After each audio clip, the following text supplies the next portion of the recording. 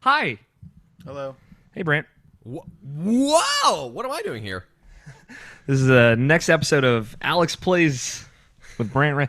Hi, welcome to bonus content. I'm Alex O'Neill. Blah, blah, blah. Brandt's here. This is Alex O'Neill's. This is Alex Plays with Brandt Ranj's heart. Yeah, Episode at number its heart. 55. Nobbish and Tony are here. Hi. Hi. How you guys doing? I'm okay. Cool. Just cool? Just okay? I wish I was cool. Right No, now. I mean, Nobbishin's cool. That's cool. Yeah. Tony, just okay? How you doing? Is it okay? Is everything all right? I'm quite warm. Oh, yeah, because you had to turn your fan off. So by the end of this podcast, you'll have died of heat stroke. He's hot because he's fly. Woo!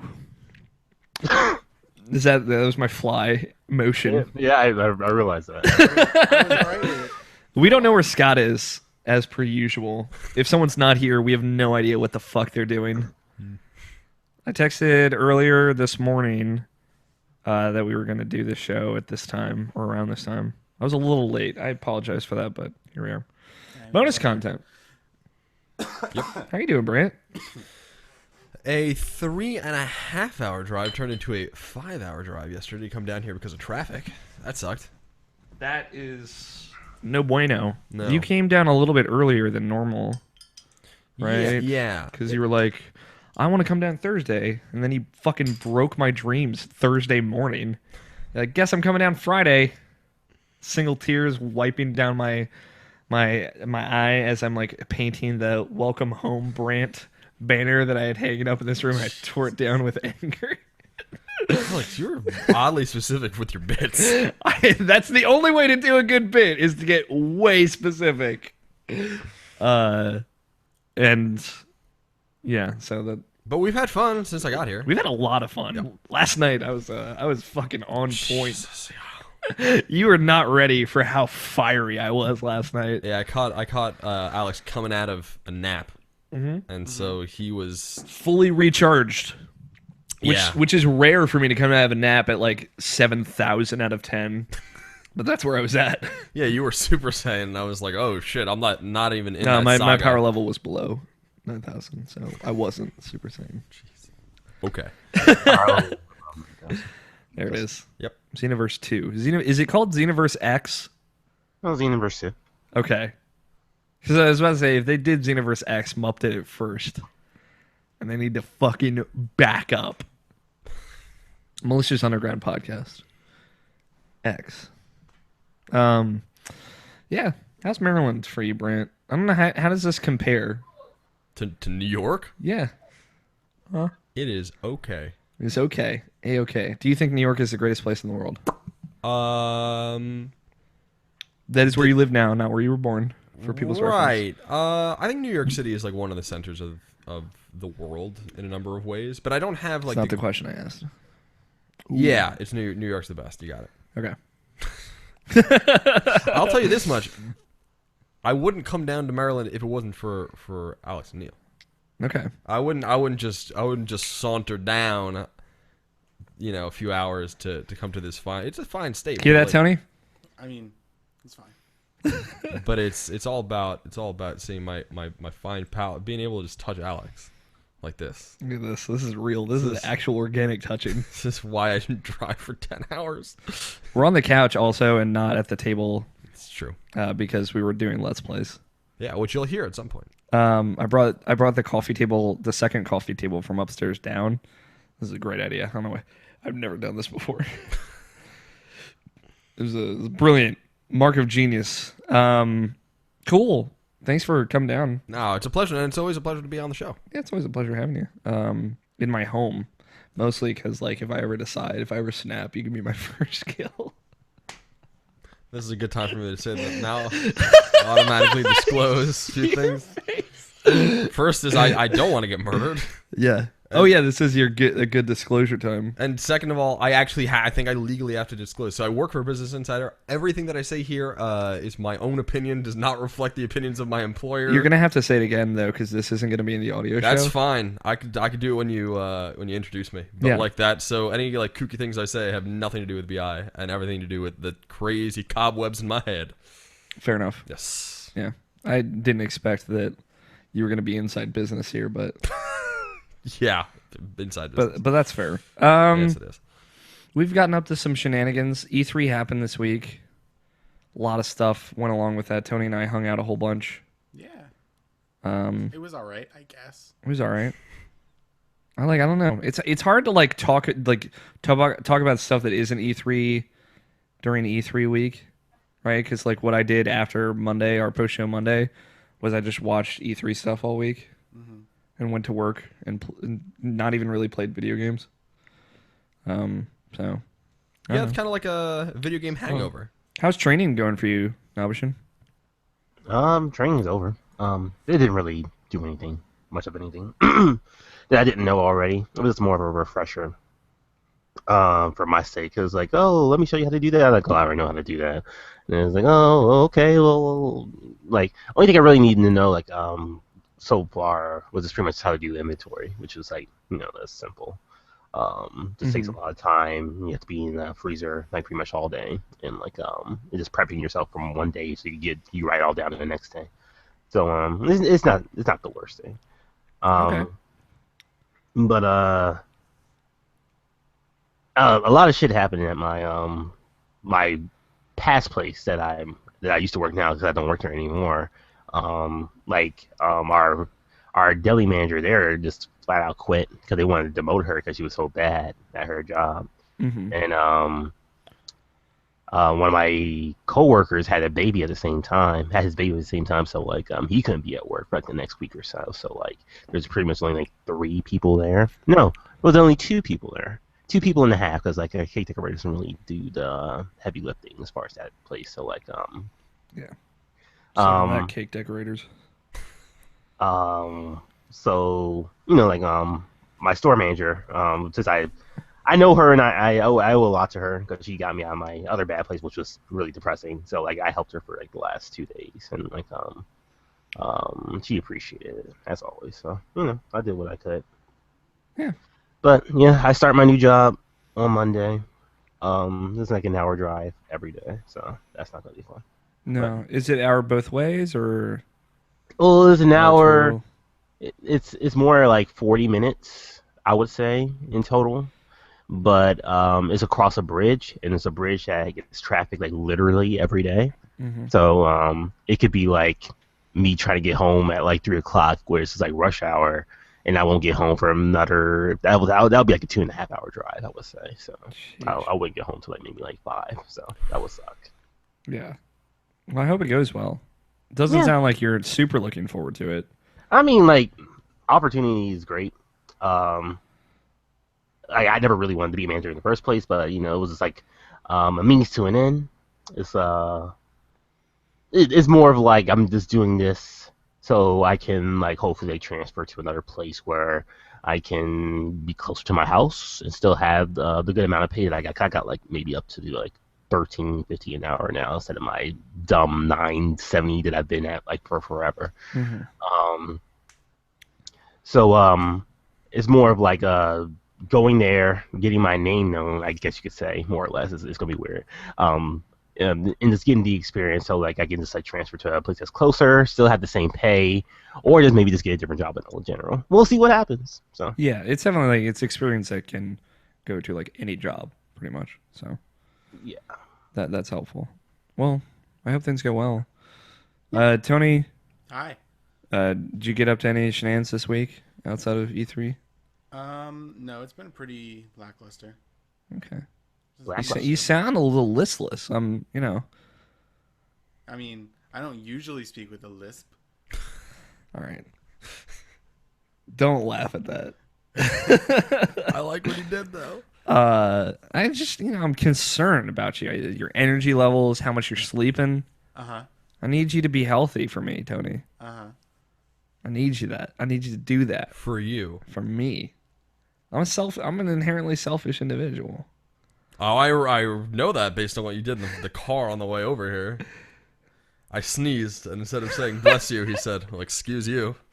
Well then. I mean, Like, how dare you sneeze? it was like a Kind of. reflex to say that, where typically I say, "Oh, bless you." Or Gesundheit, or just nothing. I don't say it's inside.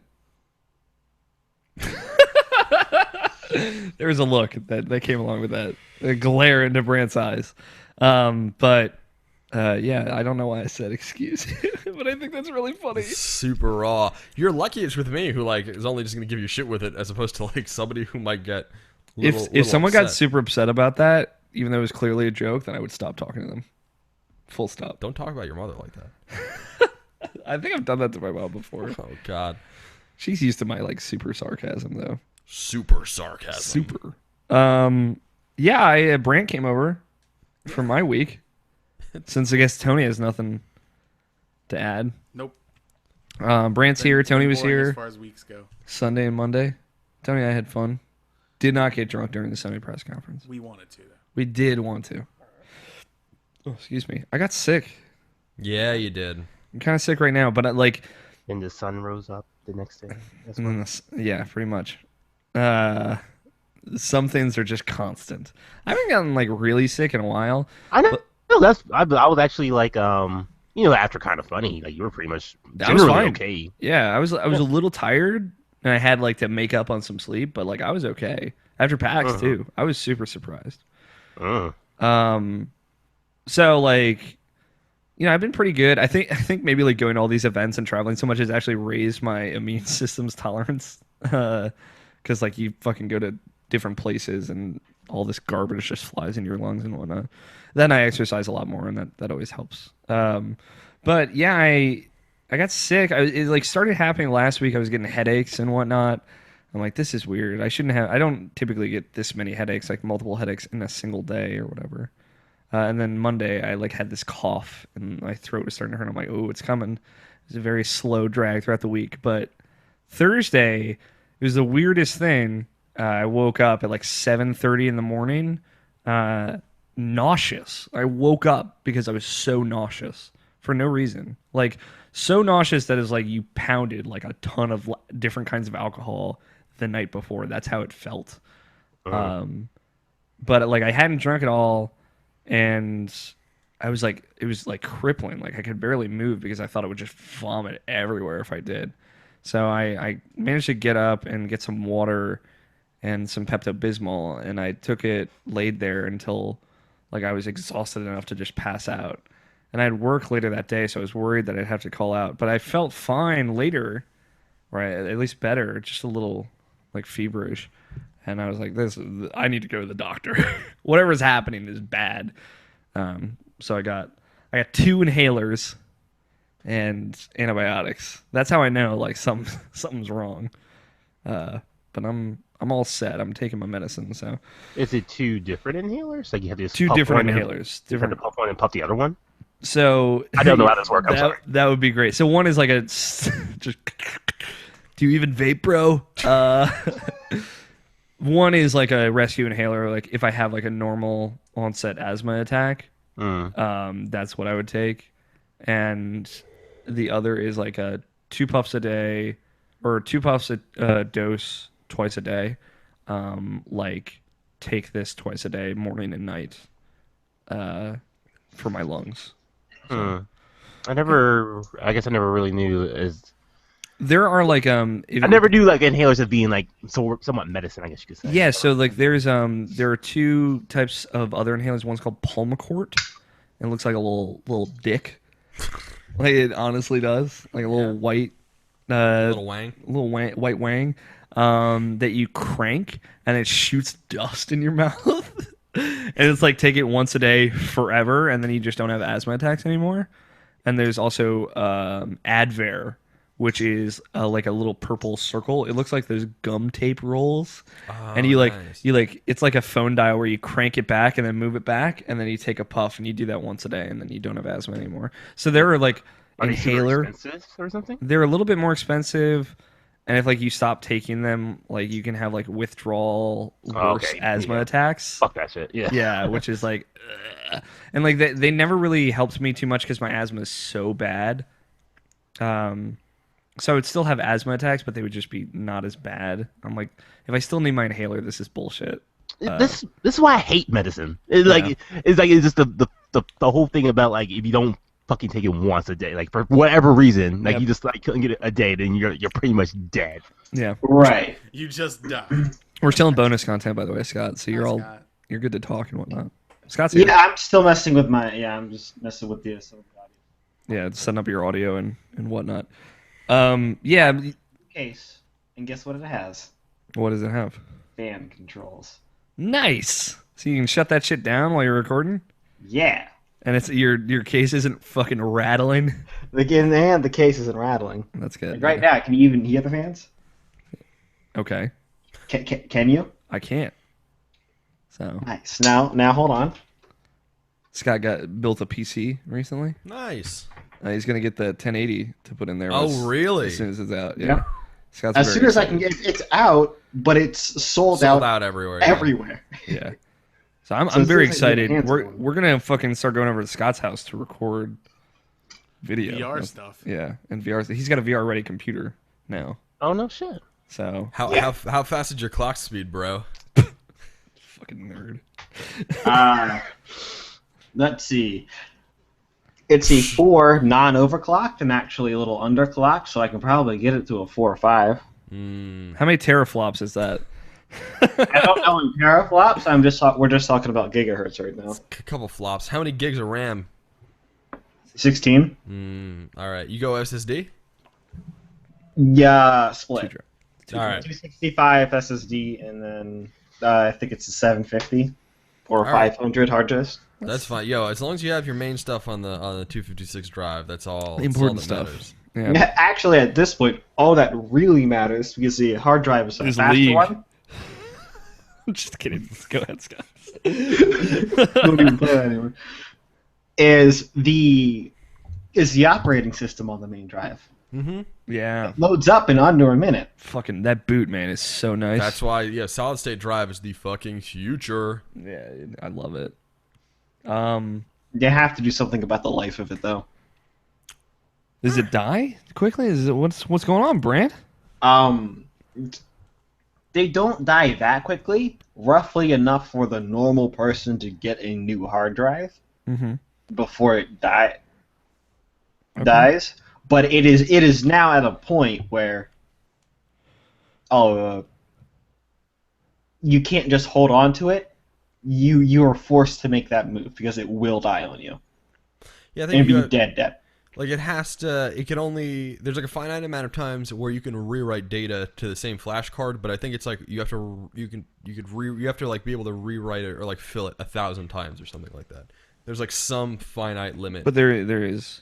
It's finite, not infinite. So. Right. It's not BioShock Infinite. Got it. There's always a Right. solid state drive. There's always a lighthouse. I made a great joke earlier about like we were talking about Dane Cook's. right, and No, it's- Scott, you're gonna let me bring it back.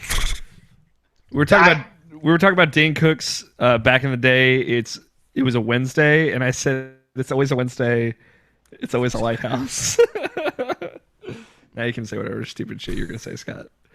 I was gonna say, well, hard disks have roughly a similar problem because they can only be written to so many times as well before they start getting some dead space on them, and before that, Shit.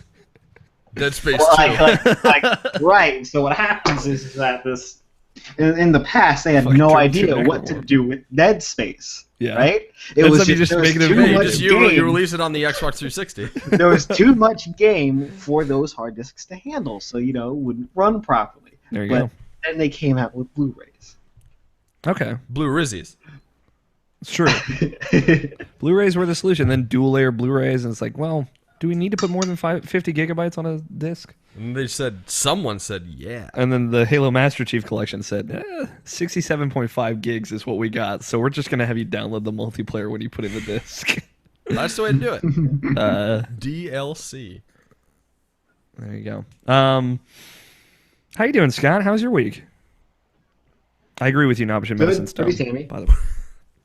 Pretty samey? You didn't hang out for any of the E3 stuff. No, I didn't. I was working. You bastard. Scott got a new job. Can you tell us about that? Are you allowed to talk about it? Yeah, Brandt over here it's has the to talk same about one. Like legally. The same one I essentially get every summer. it. Oh, okay. Fish lifting. Mm-hmm. Getting lifting. getting those big fish lifters. Just With the barrels of fish juice. yeah.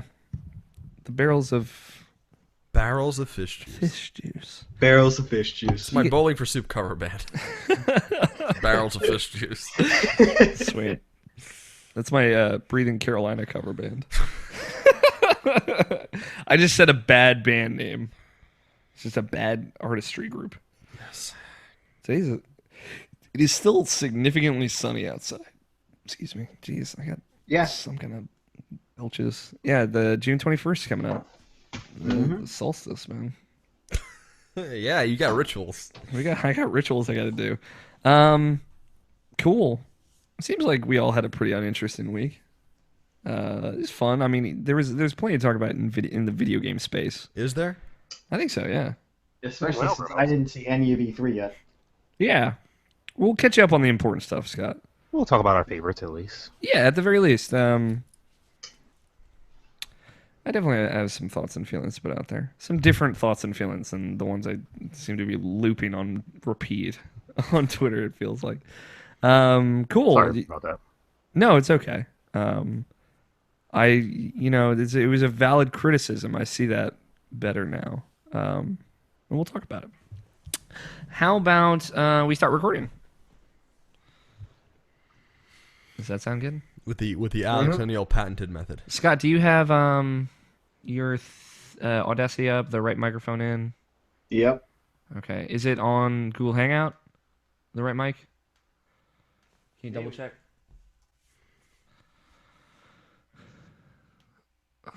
Sorry. It is. Right. Okay. I think what happened is I asked you if you could hear my fans, and you Oh. didn't say anything after that, so I left the fans all the way up. I don't think I can, but I would turn them down at the very least. Well, here, you'll probably notice when I turn them down. Okay. Let me check the voicemail Yeah, check that voicemail. thing. Check the mix, Mr. DJ. Check it out.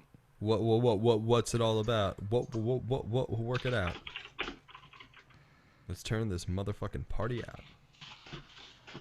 Get this shit closed.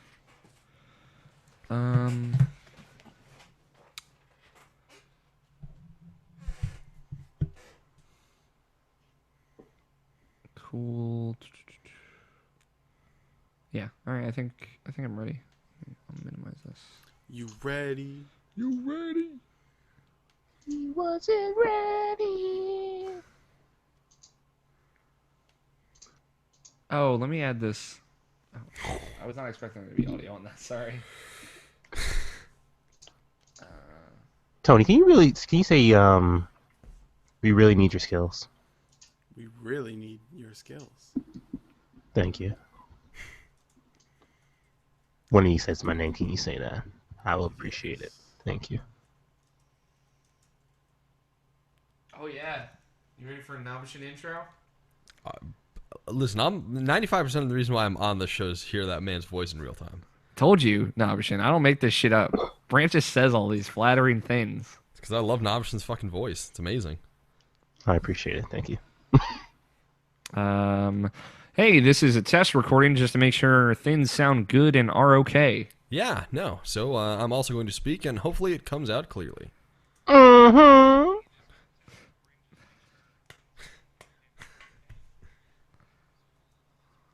Cool. That's what compressors are for. I turned you down a little bit. I'm gonna put you. Let me get some water and then I'll be ready. Cool. I'll use the bathroom. So, In the... And I will grab a beverage as well because I can feel the degrees rising.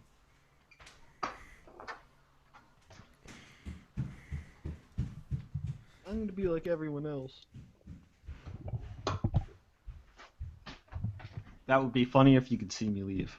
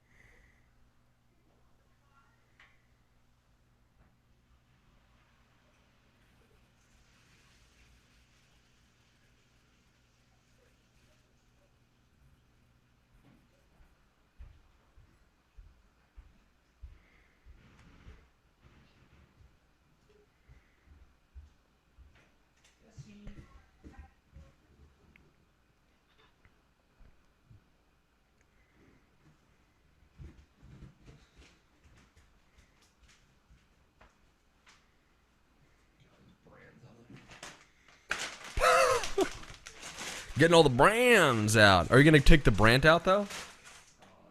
Never. Take out the Brandts? The running of the Brandts is a beautiful thing.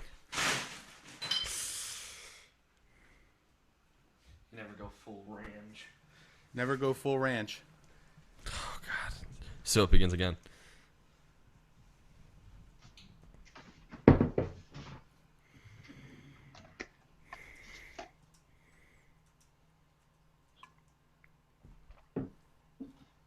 I am back as well. Yay! I guess it's time for my sound test that I'm gonna do for it. God damn it!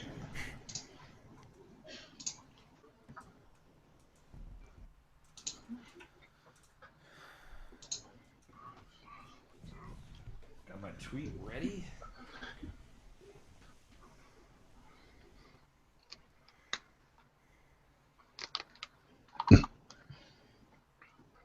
Damn, What's up? this AC McKenzie, folks. It's one of my best friends from college. Oh, okay. Actually, you two would get along quite a bit. Fucking not if he hates Jimmy John's that much. Well, it's actually very surprising because he loves fast food.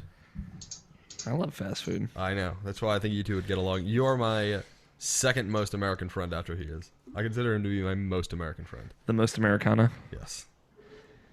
Tony is Croatian. Of Croatian heritage. Obviously, no one on this podcast is as Croatian as you are.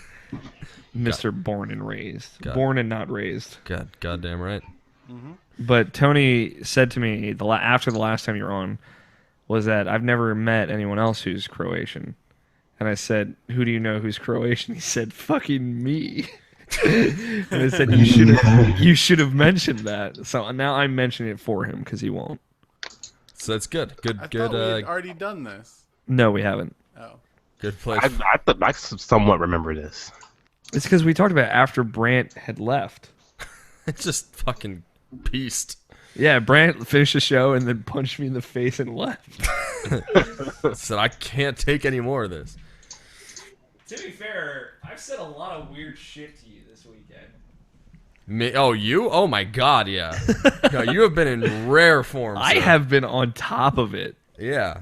Yeah. No, you've been like. You've been straight up crazy. Yeah. All right, you guys ready? Yeah. Cool. On one. 5, 4, 3, 2, 1. Whew. I grabbed my mouse, moved to the record button, armed my track, and hit record all in the space of 2 to 1. Let me show you my arming. Armed! Okay, dude. Like, you don't have to look at me so voraciously. I do. Oh, man. It's the only way I can get off. That is a strange spot that you've gotten to. I'm gonna full screen this. I'm gonna pull up the tweets on my phone so that way I don't have to lean forward. I look like Two-Face because you have the dark side of the moon and then you have the light. Yeah, it's like like- Phantom of the Opera. Like I said, lighting situation's not ideal here. I could technically like put up like Nope. a white screen on the TV Uh-uh. and just have it bright as all balls. Are you gonna invest in any of that? Or your Alex talks something. For Alex Talks, I will, yes. Maybe this time when I give you a hardware recommendation, you can not be condescending. Never living it down. No. Not that I deserve to, per se, but No. But I also love you, so it's okay. Yeah. all right. Y'all ready for this? Dun, dun, dun, dun, dun, dun, dun, dun. Really need your skills, Tony. Tony's got it. He's like a fucking steel trap up there. He's never forgotten anything ever. I know that you're worrying, but you shouldn't worry. Oh, I know exactly what you're gonna. God damn it. All right, I have an idea. There's a guess. You're I could get my pre-show puff on. P.S. Pre-show puff is brought to you by Bounty. The quicker Picker-upper.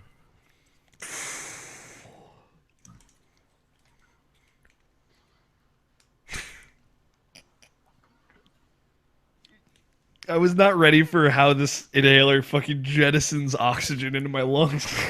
You do sound like Darth Vader. And Yeah, again, it's just like oh! In my mouth. Uh-huh. It is Saturday, June 18th, 2016, and you are listening to the Irrational Passions podcast. I'm your host, Alex O'Neill, and with me this week, I have Scott Guthier. What's up? Hi, Scott. Welcome back. Tony Horvath. Oh, we really need your skills. God damn it, Tony. And Brian Nobish and Jackson. Oh, you need my skills. Oh, damn, marbles, no problems. I'm not the rocks, no poppycock. Get that Triforce tomorrow, but first I do my pop and lock. When I see an iron knuckle, I'ma buckle up my pants, cause those bitches don't fuck around with kicking my target dance. But you see, with me, I ain't find the way defeat. Don't need my sword and shield, but know this flow is good enough to kill. Hillian people rejoice, cause your hero is the illest motherfucking rapper with the illest fucking voice. And Brandt Ranj is here. So, hi. I thought, see, this is how I thought it was going to go, was Nobishin would start it, and then it cuts away at some point and says, oh, we really need your skills, and then it goes on to the rap. That's a Star Bomb song. It's. I mean, it was recited beautifully. It was. Good job, Nobishin. People really like the full... Oh, we already talked about this. Hey, welcome to Rational Passions Podcast. Hey, Brand, thanks for coming on. Hey, I believe you have a disclosure. Yeah.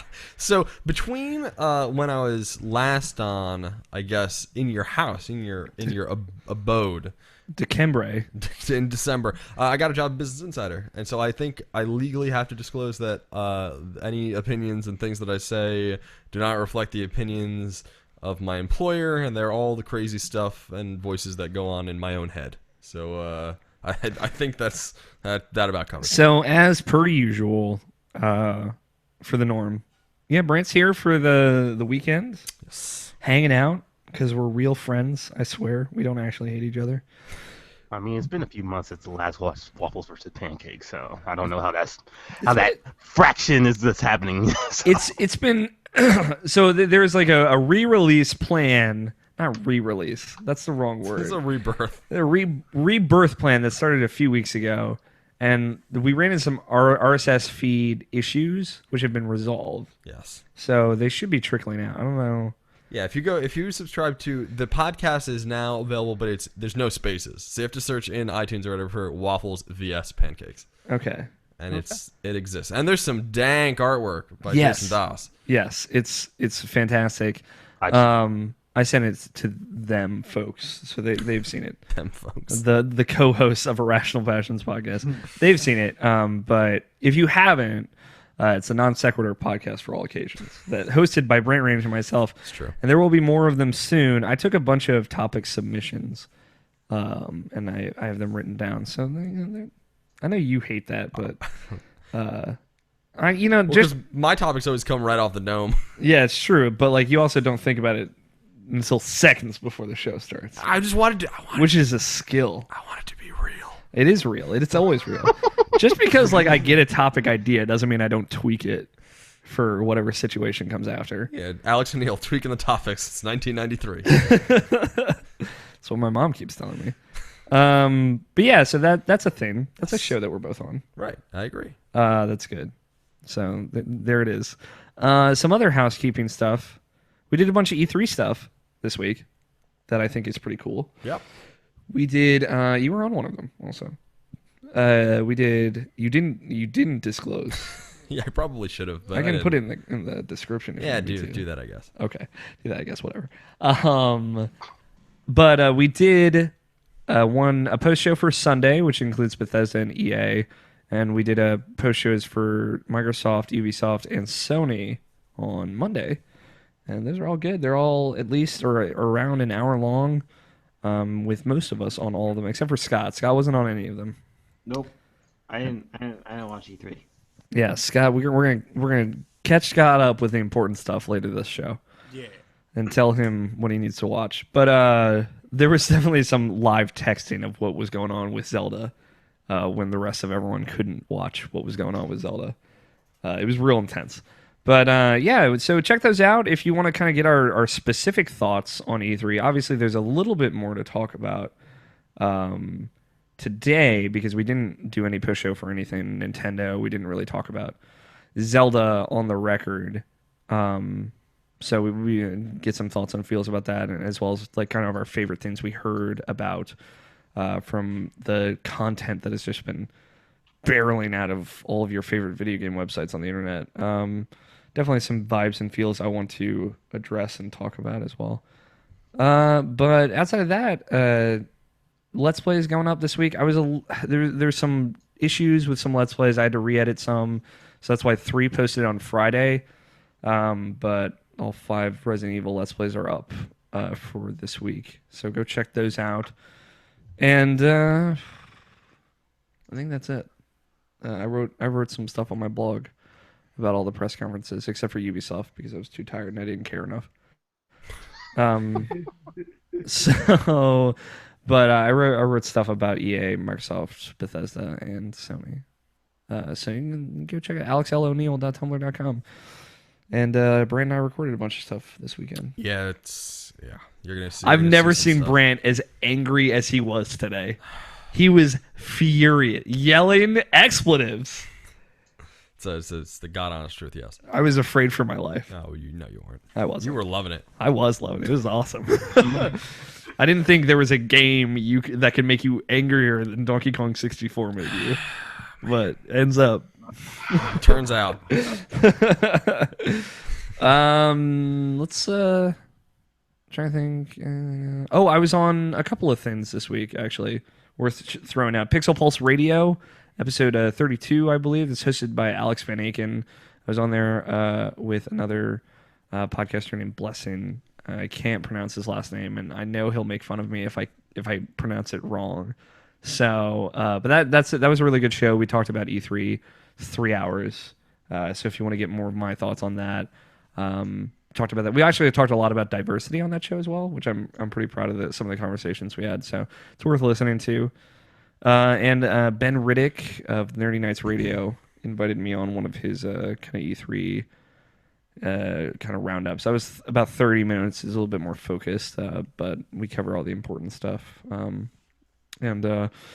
check those out. I don't know if the Nerdy Nights thing is up yet, but at the very least, the Pixel Pulse Radio is up. So check it out. If you're watching the show live, or if you're just listening or watching after the fact, and you have questions or thoughts about E3, or want to know what we thought about anything specifically, remember you can always send us emails and leave us voicemails, but you can also tweet at the show at IrrationalPod with the hashtag IPQ and have your question right on the show at the end in the mail section. So with that, let's talk about video games. Brandt, other than Kirby 64 and the Crystal Shards, whatever it is that we're playing that game, that you'll be able to watch us play. What have you been playing recently? What have I been playing? If anything. A little bit. I've been playing a couple things. I've gotten a little bit more into Mario Maker. I've went back and started playing that because there have been updates released. I haven't been making anything, but I've been watching a whole bunch of like Kaizo levels get played on YouTube. And I'm never going to be that good. I just don't have the time to devote to it, nor is it my pursuit. But watching what types of levels people have created or what's possible now with like new updates and hidden doors and keys and locks and all sorts of crazy shit like that, it's re-piqued my interest in playing that game. And then I went back after like an extended period of time to finish off Tales of Zestiria, because I'm at the final boss. Oh, you finished that? I'm so close. I'm doing like side quests right now. Okay, I've not actually finished that game. Because I did a sprint where like over the course of 2 weeks, I played like 30 hours of that game. Okay. And then I got to the end, but I was underleveled and I needed to take a little bit of break. So I took like a month and a half break, and I came back, and like that game I'm playing it on PS4. That game is beautiful. Mm-hmm. I really like the characters. I like the voice acting. I like the fact that I hadn't played a Tales game since Vesperia, and so I missed the whole entire Xillia arc. And the Xillia arc races. Right, but I'm just saying I missed the entire section or like the series entries in the game where you didn't have an overworld. Yeah, it's true. Because it left after Vesperia and came back with Zestiria. Yeah, I mean, kind of. Zestiria is more like just a general open world. Right. There is like an open world to explore, but it's not like the top-down world map style. It's just like more traditional. Right. And so I've been playing that, and man, video games look pretty. Like, video games have gotten, I don't know if y'all have played video games recently, but a lot of them look really, really good when you start playing them. It turns out. Yeah, Zestiria is cool. I mean, for basically a PS3 game that was kind of co-developed and ported to PS4, like, it looks surprisingly good. Oh my god, The frame gorgeous. rate holds up Yep. real good. 110%. Which is, I guess, like the biggest benefit of that.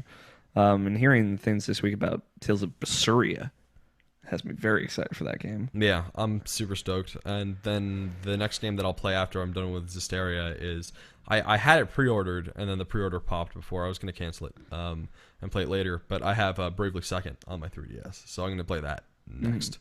I don't know. Scott has had that for a couple weeks. I don't know if he still hasn't played any more of it, but we'll find out Yeah, we will. in just a little bit. Yeah, I don't know. I got to where Rosie, is that her name? Rosie? Rose joins the party. Oh man, the game's so good. Yep. And That's Valkyria Chronicles, right? whoops. Rose joins the party, and that's when I kind of walked away from that game because I had other stuff I had to do. Do you know how far that was? Roughly?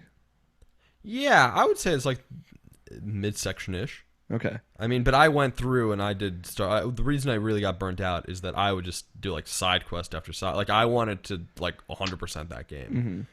Which for a JRPG and a rough person to who do. does like not play video games like that anymore, it was you know, it was a recipe for disaster. But I like the battle system. I like the story a whole lot. I like the story arc. I like kind of the villain and the idea behind it, and it's like kind of cheesy because all JRPGs are kind of cheesy. Yeah.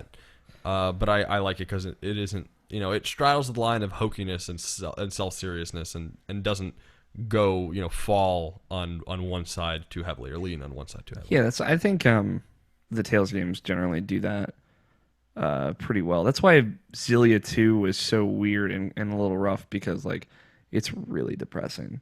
Like it's really fucking depressing. Like it tackles real serious stuff and it dresses it as serious stuff and never forgets that and never lets you forget that really. There are lighthearted moments in it, sure, and kind of like the banter between characters is fun, but it is a bummer. I hear Zestiria gets real. Yeah, in some ways, yes. So that actually has me excited because at the very least, like from what I played, and if it was a good chunk of the game, it balances that with lightheartedness a bit better than Xillia 2. And it's not like there's anything wrong with Xillia 2 per se, like in the story department and being serious and being depressing.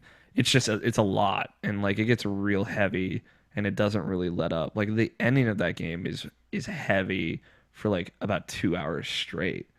And like so there are kind of three main endings to that game because it has like this big binary choice system integrated in it, and like one of them is like I guess you could say because like no one would ever see it, but if you're concerned about it, minor or spoilers for like kind of like the offshoot ending of Xillia 2, but it's like where you're fighting kind of the original Xillia 1 party members at one point, and it keeps giving you this option to kind of back out and let them take you down and kind of wrestle you to the ground. But if you keep hitting no, you fight until you murder all of them.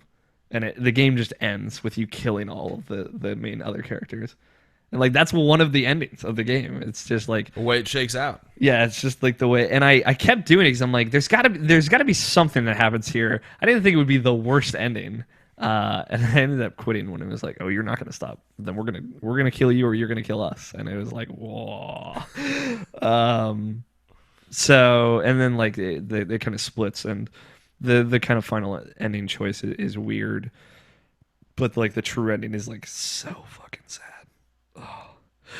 But it's well done and I like it. So it's yeah, I'm interested in Zestiria. I always say like I really need to go back to that game, but it's just like I know that's such a time investment. It is. It certainly is. It'd be a better use of my time to play something new than go back and play old stuff. But here I am as like Like this, Mysteria.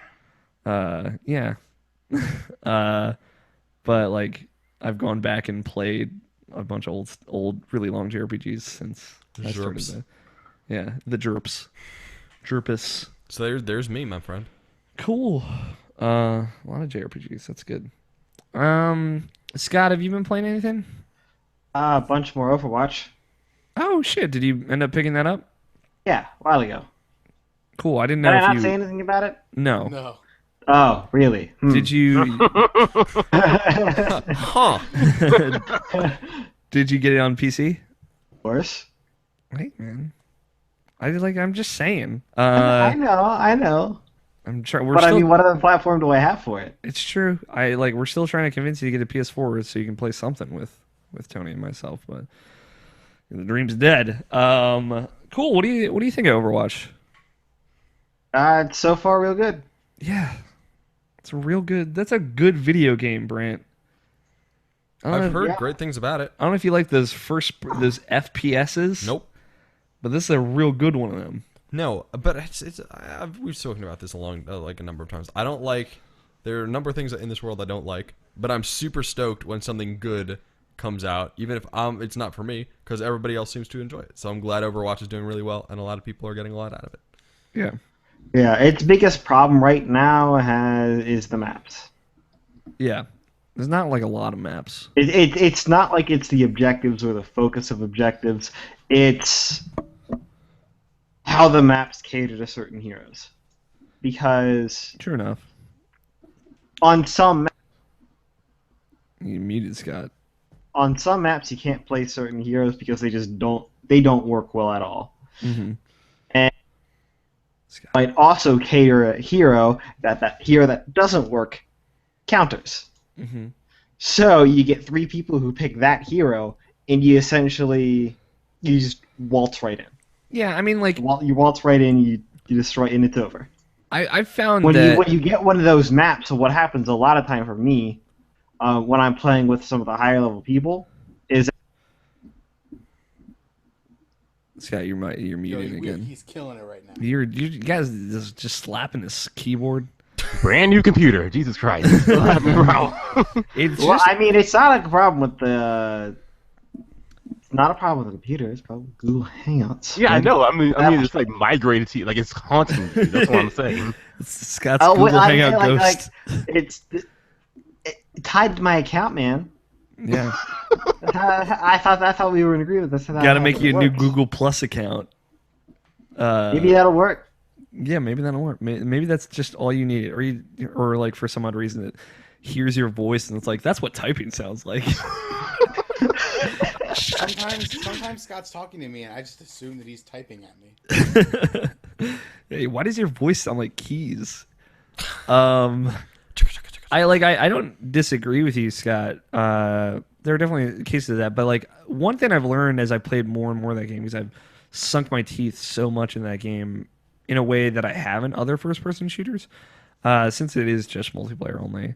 Like not since Titanfall have I like had to reacquaint myself with maps and kind of get used to them. Is like there are nooks and crannies and corridors and paths and areas of maps that I see and I'm like, this would be a really cool place to have a battle in with this character. And like I've like ushered or led on combat to areas where I know I'd have an advantage. And there are ways to do that and systems in place to do that with, especially with certain characters that have a lot of maneuverability. So I feel like there are solutions to those kinds of issues, but you just got to find them. Environmentally, I should say. Is there any reason why? I haven't gotten the game. I still plan to get it though. Why this one is sticking a lot longer than a Titanfall or Evolve did? Because like it's around this time where people were saying like, oh, Titanfall is just like like it doesn't have too much meat on the bone. And for what I'm hearing, like somewhat Overwatch does as well, but like at the same time, people are still like hot on it still. So I want to say like and I've talked about it like just my experience. It's diversity of play style for the most part. Yeah, it's play style, but it's also just like sheer quality. Like the game's just fucking real good. It's just that you can look at Tracer's butt and that's what it is. Yeah. I mean, you can play like a Titanfall-esque character in Diva and also play a goddamn fucking ninja in the same match, right? Like you can do these two super different things. There's 21 different ways to play that game, and they're all Right. And if real different from let's each just other. say that all the characters were either like Soldier or like Genji. Mm-hmm. Then it would The game totally would not get old. have nearly as much staying power as it does right now. Or if Sure. like even like you look at like Call of Duty, which has like kind of 5 main weapon types, like assault rifle, submachine gun, shotgun, sniper rifle, and like heavy, and like that's it, right? It's 5 plus an additional 16 more. So yeah, it is really options. Even if it does come down to like there are kind of maybe 6 major positions you can play on the field, like within those are vastly different options as well. Right. Pretty sure it's 5. Well, there are 4 on the item their character select screen, but like Mhm. within those there are also like other kinds of like builders and Right. That's Scott, you're just Google Hangout just like took you and like held its hand over your mouth like shh. right. Yeah. It's, you know what we're gonna do it. This is the incentive to download the podcast right here. Yeah, exactly. That's how Download I'm gonna play it out. download the audio version of the show for Scott bonus content, which is to say Scott. I want a cover art of Scott. That is Yeah. like a single finger on his lips. just like I'd have to find a fucking picture of Scott first. There's a couple in the group thread. Yeah, right. There's 2 of them. That's a good picture. And you have to make sure it's obviously not my finger. Absolutely for people's reference who do listen to the audio version of the podcast, like Google Hangout will occasionally, because we haven't mentioned it in a long time, Google Hangout will like mute one of the people in the Hangout if it thinks they're typing. I don't fucking know why, and there's no way to turn that setting off. If you're Hangout on airs, I guess like it's built into that because there is a side chat. But that's fucking stupid. So yeah, we can't hear Scott, but his audio file is being recorded. So Right, and normally during the show I just repeat myself, then Alex has to deal with the editing. And like this week, no. I just leave it in. I'll cut where you got cut off for us in the audio show, and that way it'll sound like the situation we were in. But Oh, okay. this week I'll just like leave it all in. Where we're talking over each other, Scott's talking in the background, and we're just like, I guess we can hear Scott. Just like he's going on a fucking diatribe. we always have to confirm it with ourselves every time. Like, yep, we can't hear Scott right now. Yeah, sometimes like I wanted to say something, and sometimes I don't. Where I'll just like let Scott finish, and then when the little mute symbol appears on Scott's icon and disappears, I'll be like, yeah, I totally see what you're saying, Scott. And we totally didn't hear what you said. And pretend like I heard what Scott was saying, so the audio show is like fine. But here we are. Yeah, that's How often do you do that? never. Never? No, it usually gets so fucking quiet that I'm like, I have to address this because there are people that like this is their only version of the show. Okay, that's fair. And Brandt's here and he doesn't know what the fuck's happening. I just work here. Yeah, you just live in my house, That's what I do. sleep on this couch. I can't wait. Yeah, good game, good. Yes. I'm glad you're enjoying yourself with it, Scott. Who do you kind of gravitate to, mostly? Who's your most played? It's between 3 characters. Who's your actual most played if you look in your stats? Could you And just that mean I would have to open the game. don't do that? Don't listen do to that. Tony. You should just know what it is. Just tell me those 3. Okay, so it's Reinhardt, Bastion, and Widowmaker. I could have assumed Reinhardt from the beginning, but Sure, Well, Scott. okay, so to be fair, the first loot box I got while I was playing Torchborn. Gimli. Toblerone. Gimli, yes. Gimli. While I was playing Gimli was yeah. So I just played Reinhardt from then on. Was it the one without his helmet on? No, it's the one where he's all red. Oh. Kind of looks like the what is it? The he's got a smoldering giant demon motherfucking battle axe. Right. No, he looks like the smoldering demon from Dark Souls 2. He does. Fuck that boss. That's the worst, most frustrating boss in that whole game. That boss is harder than any of the final area bosses. But cool. Scott is made to be a tank. I feel like you would gravitate toward Roadhog. I I did for a little bit. He's got the but then hook, It man. is fun. There's 2 problems with it. Yeah. One, I have to be good at first-person shooters, which not really. Okay. And then, Fair enough. 2, I'd have not have gotten that skin. All right. Well, you can just play regular Roadhog. Yeah. No, you don't understand, Alex. You have to play with a skin. I play with When no it's a skin. legendary skin. I ended up getting the Mercy legendary skin. So Yeah, you got the wrong one though. It's okay. no, I like that one more than the weird The kinky demon devil ones. one. Demon ones are cool. I like the Valkyrie one. She says for Valhalla when she revives players. Does she say something different when she's demon one? Yeah, I forgot what it was. I only heard it once. Oh, okay. But it was cool. Cool, Scott. Fuck. If I have to, yeah, I know she's mean, right? Yeah, she's a real nasty person. Nasty. When I support, generally it's Mercy. Yeah, Mercy's so good. Anything else you've been playing, Scott? Not particularly. Okay, cool. Navashin, video games. Not too much. Pretty much the same stuff. Downwell, still rocking that. Valkyria Chronicles and Gravity Rush. Almost at the end of Ocarina of Time 3D. That's just been fun to go through again. Mm-hmm. Quiplash has been something that Mark and Katie recently just got into, so we've been doing that lately. Yeah, was that our fault? No, they just discovered it themselves. Like it was all I bought it on Xbox One like a while ago. Like, oh, I should do this with my friends. I just never got around to doing it, and they just discovered it themselves. And it's like, oh, we should do this.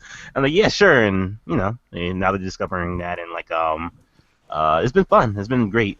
Quiplash is like it's weird with Quiplash because like I do like that game a lot, but like it just eventually just all involves is you dick jokes and just like someone who's in the room just putting their name as an answer. So. Which is fun when you are playing with everyone in the room. Sure, but like it just gets old really fast. It does. Like I two rounds of that game is good. To be Sometimes fair, the Alex-based jokes in our party rooms are really good. they're real good. They're fun, right? And it's cool because we have like this Irrational Passions extended universe where like characters like Brandt and Danny Juarez. Yeah, you were doing that that's when we right. were. They Brant, exist. while you're not here, you sometimes are used as answers for Quiplash.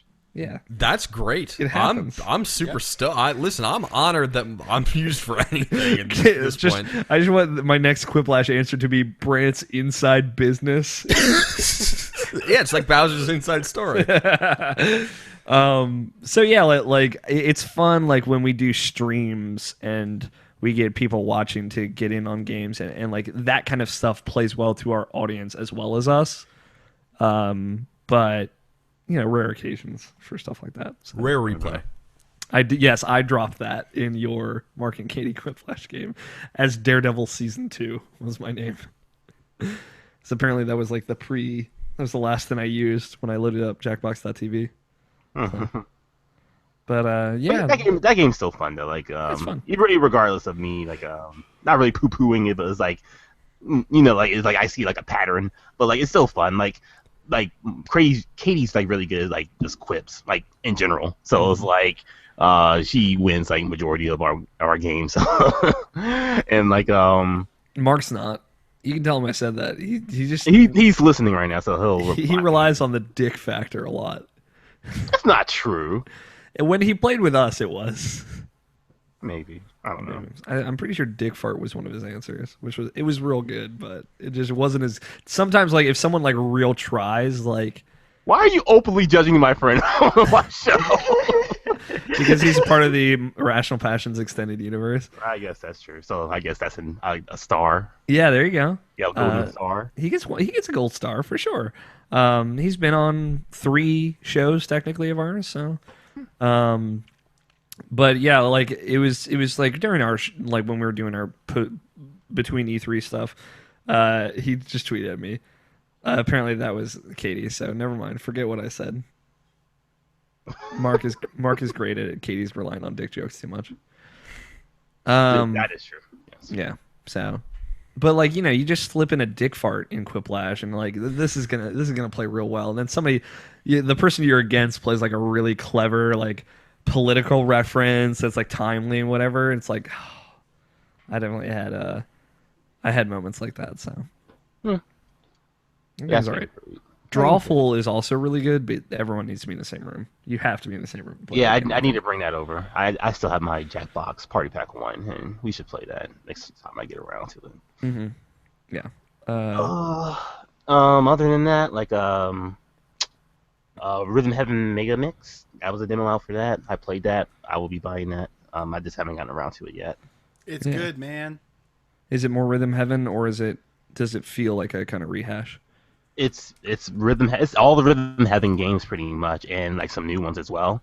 And it's Rhythm Heaven. So like there's nothing more you can really say about it. But like it's like when you have like new shit to play, and plus the old shit like it has the wrestler in here and stuff like that.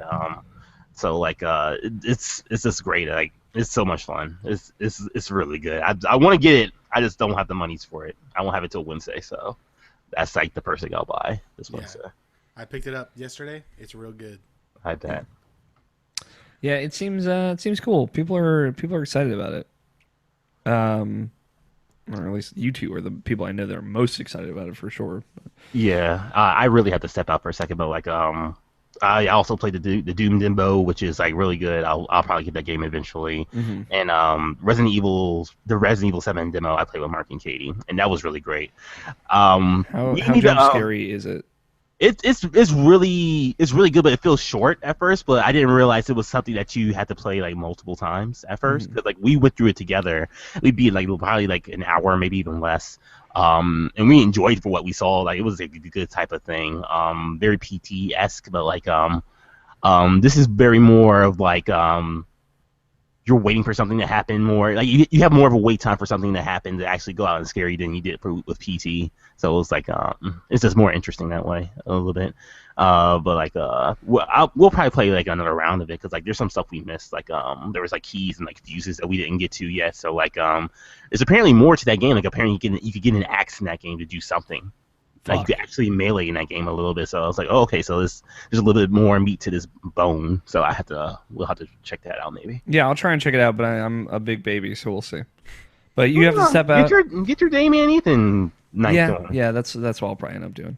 But you have to step. But you'll be back in a little bit. So Yeah, I'll see you guys in a few. Okay. Tony, Hi. video games. Yeah, I played those. What do you have to say about them?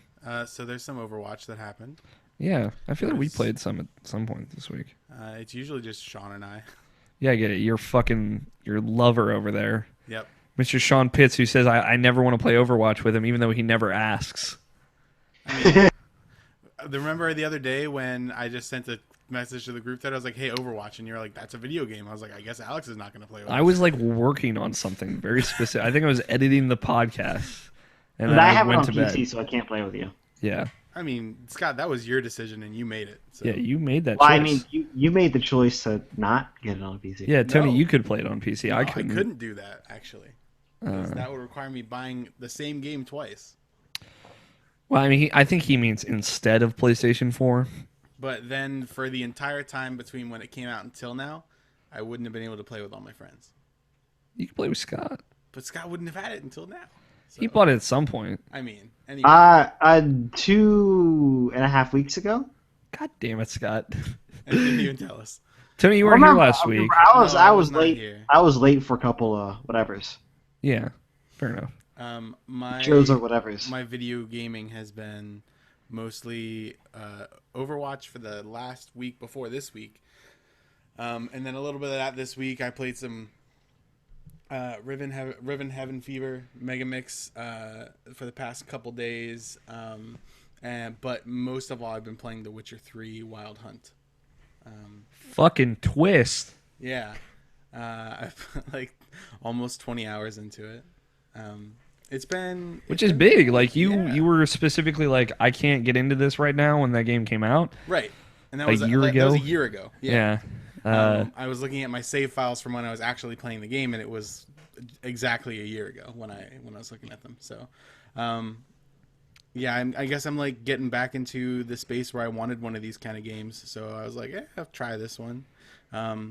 Because like Fallout still just seemed like a bad idea in my head. Yeah, I've actually been in a place where I'm kind of like want to play one of those games, and I was tempted to go to Fallout 4. So it'd be interesting if I went to Fallout 4 and you went to Witcher, and we. Yeah. Plus, apparently there's a DLC and stuff that I gotta. Well, check I out. mean, I'm Yeah. just gonna wait for the Zelda game. True, but I mean It's that's like the Zelda game could be one of those games. it is Could one be of a those while, games, Yeah. for sure. But that's 9 months away. So like Right. But I I, got- mean, like, remember how big the burnout for those games are. they're really not though. Not for me at least. Like I can take a month off from something and then be like ready to go back to it. Yeah, I'm usually that way, but for some reason, just this time, I was like, I'm just gonna. It'll be a while on this. Yeah.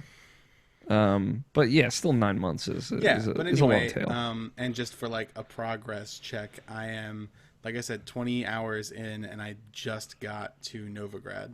Yeah, that sounds about right. So Um, I've been clearing lots of like side stuff as I go. yeah, you're maybe about a third through the game. Yeah, Right, that's what I thought I was about. Yeah. So like the Novigrad and Skellige portions kind of act as like the second third of the game, and then like the kind of final, like full steam ahead is the last third, yeah. which is after those three, like the first three major parts of Velen, Novigrad, Skellige, and then on to Act 2 and Act 3. Of Yeah, I'll tell you what though, my Gwent deck, unstoppable. Unstoppable. You going spies? You're You're doing a monster deck. Well, I haven't got played enough people to get like good cards yet. The only hero card that I have is Yennefer. Yeah. Fair. But I think like I've only found 2 spies so far. Mm-hmm. But I have like 2 Scorch, 2 Commander's Horns, and I'm using yeah. the Siege Master leader. So it's Nice. the guy who gives you a Commander's Horn in Siege. Yep. And then I have like 2 decoys, so I can use people's spies against them. Yep. And a bunch of siege units and like ranged units and medics and stuff to use with Yennefer, and you can bounce the other medics with it's good stuff. There are no weather cards at all except for 1 clear weather because I don't think that those cards are that great. Yeah. Unless you're playing against a monster deck. Right. And then good you for only need the close combat one anyways. Yeah, the Frost. Yeah, that game, Gwent, man. I'm real excited about Gwent. Gwent's good stuff. I'm interested to see how they do PC version of it, just because I haven't seen anything on it yet. Did you hear about like some of the balancing they're doing to it? I haven't. So here are just a couple like little things for people who are excited about Gwent. I signed up for the beta. Me too. For others who are not excited about Gwent, you can just tune out for a little bit. Oh, But, I like- mean, if there's balance changes like right off the bat, you can probably count me in. Yeah, like, Because, that was my biggest problem with it. It's like this seems Super fucking broken for sure. this seems broken absolutely from the get go. Oh yeah, absolutely. And like that, they know that, and like that's why they're tweaking it. But like, it's like for example, spies, right?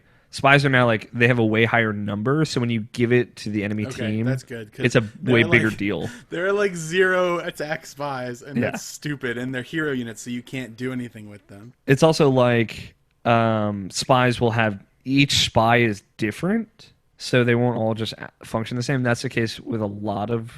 Yeah, because I think spies are Units? probably the most powerful card. Yeah, for sure. So like maybe one spy will have you. It'll be really strong, and you'll draw 2 cards, but you give it to the enemy. Or maybe a spy will be really weak, but you draw 1 card and the enemy draws 1 card. Or you draw 2 and the enemy draws 1.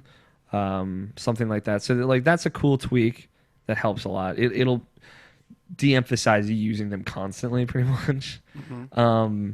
And like for example, the monster deck, right? Like you said, like the weakness, like the Achilles heel to that kind of deck is you just drop Frost on it and it'll destroy And they're screwed monsters. because they just play a Commander's Horn on the front row and then gang up all their people. Yeah. They're just like, there's no big deal. So at all. now there will be it's mostly close quarters combat, like the sword combat, which they'll buff and Frost will weaken them all to 1 attack. So now, if you can play a Wild Hunt monster, which if you play Frost on them, it'll weaken everything but Wild Hunt monsters. It'll double their strength, Oh, that's cool. which is really cool. It's like, oh, so there's like, I can see that there is an order, a timing, and a thinking ahead to the mechanics that wasn't really there before. Yeah, I mean, I still employ that kind of thinking when I play, and like I've just been destroying all of the Even if you don't NPCs have in the to game because of it. Yeah, for sure. Like I end up with like I win the first round usually by like a fair margin, but not like usually just a couple numbers. Yeah. And then the second round will be like they have 40 and I have like 160. Yeah, pretty much. So. And then they're like out of cards, and you have 3 left, and you just win the third round, right? So that's like with me. I will give up the third round, destroy them the second round, and then I'll have cards left where they don't, and I'll win the third round. Usually I win with it. I win both rounds. Because like I feel I'm playing Northern Realms still, and their faction abilities draw a card when you win, so it's really really bad if you lose. Yeah.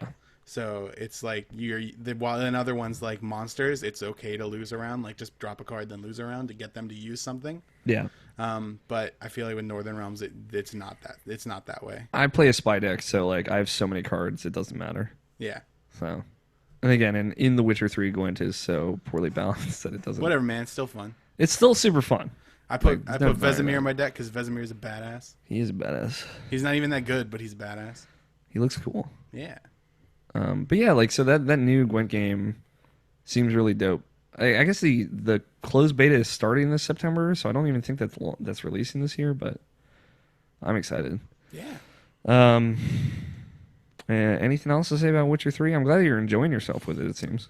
Yes, I'm enjoying it a great deal. I have like, I told you about this when we briefly spoke about it at work, but I removed one of the parts of The Witcher that kind of made me not have fun with it, and I thought I've been which is the money convinced, part of it. which is the whole thing about money, basically. Yeah. I did a glitch at the beginning of the game to go from like 700 crowns to 11 million. It's a lot. Yeah, which I usually like. I just didn't like how the economy works in The Witcher.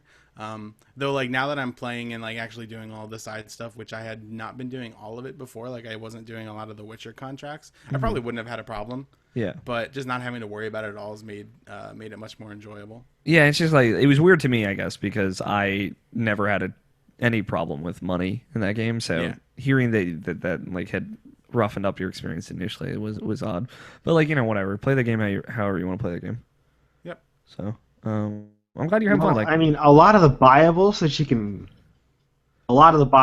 especially through the consumables, are extremely powerful and are expensive because of that. Yeah. And a good chunk of the crafting materials because they're partially permanent. Well, like some of the potion upgrades are permanent. So like, but like with me, I'm like one of those crazy people that would sit in the woods and forage fucking berries so I could craft dope potions by myself. Sure, yeah, I still do that for hours. So like, I never ended up buying much in that game. I've done that, but it's not like I go to every shop and just buy out their stock. Yeah. I would only ever do that with Gwent cards, Tony. Come on. That. Yep, that's what I do. Yeah. Do that. Do that with the Gwent card. IGGY. Yeah. I'm sorry, Brandt. But yeah, so I think spy cards are the best cards in the game, followed by Scorch, followed by Decoy. Followed by Butthole. Followed by Trebuchet. Cool. Anything else, Tony? Nope. Cool. I've been playing some video games. I forgot what they were, so I'm going to pull up my list. We played Kirby 64. Yes, we did. We're looking at it right now. Yeah, it's on the television screen still because we were doing some earlier. Do you like that game, Brandt? People will have to find out. Fair enough. I don't know genuinely if we were playing that game again, if that tells you anything.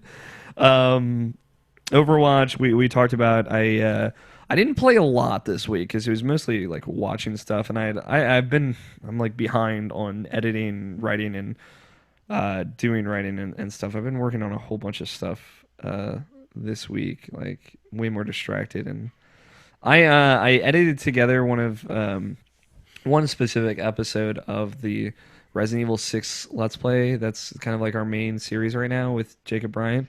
It's episode 32. It might be 32 or 28, whichever. It's a Tuesday or Thursday episode. You'll find it. It's next week, I think. So I think it's probably 28. It's just called Our Best Episode. You should watch it when it comes out because it's amazing. I should have to Brandt. He got a kick out of it. He got a good shortle, Yeah, it's good. a guffaw.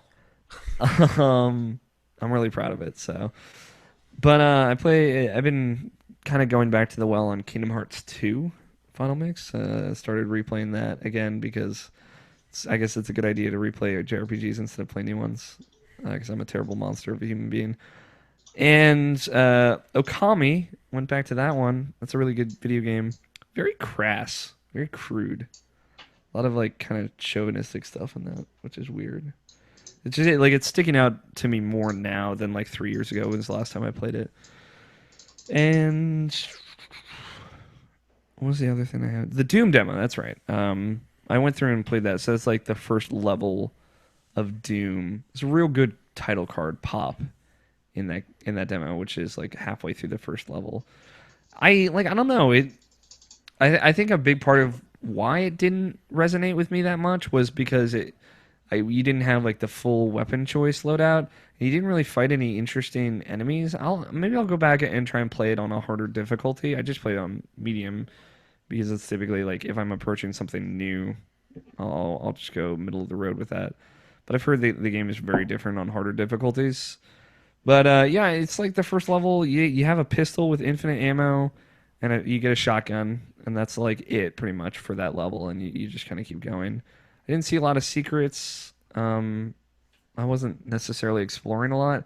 It is a very fast game, just like the movement speed is crazy fast, which is cool. That's a cool thing for a first-person shooter. But I don't know, it didn't. It wasn't bad by any means. It just didn't blow me away. It didn't blow my skirt up. Is the turn of phrase that Brandt does not like. No bueno. No Branto. No Branto. God, since Nabishin's not here anymore, I have to write down titles. But I don't know. I want to give that game another shot, and it seems like it's an interesting enough beginning to compel me to at least rent and try and play through that story and campaign. Apparently, it just gets better as it goes on. So I don't want to sound like I'm writing it off, but not a hugely impressive demo. I feel like that doesn't give you a good shake of the game. And I didn't play the Resident Evil demo because I'm too scared. I'm scared. But Brandt and I might play it. You mean scared about how bad it is? No, I'm scared about how scared I'll be. So they now... Oh, you don't even know, Scott. They announced Resident Evil 7, Scott. Okay. So it actually looks like a horror game. It doesn't look like a shooter at all. Oh, that's right. You're a wuss. I forgot. Yeah, that's why. That's why. So they Come put on, out... man. We'll do this one together. Then. We could do that. Some big... I'll play. Big scaredy cat. Well, And then I'll be the wuss. Of course you'll play. But here's the thing. So they announced it during the Sony press conference. It's coming out January 24th, Scott, which is right around the corner. It's playable from beginning to end within PlayStation VR. If you want, you don't have to play it in PSVR. And they put out a free demo the night of the announcement. So it's if you have PlayStation Plus, it's like they're using the full game trial system for that. So you can download that now and play it now if you're interested. So which is a cool thing. So they're totally doing the whole PT thing. So, and apparently it is similar in concept and feel and vibe to PT. That's it. That's video games. Unless anyone played anything else. That's video games. Yeah. Nabishin had a lot more other stuff on his list. Or maybe he did cover it all. I was curious more in depth of his Resident Evil 7 demo impressions, but we got stuff to talk about. We're going to take a quick break. When we come back, we'll talk about news, kind of summarize some of our favorite things we heard or saw at E3 and announcement-wise, maybe catch Scott up on the important stuff. And then we'll do some mail sack and throw the show out. So we will be back in just a little bit.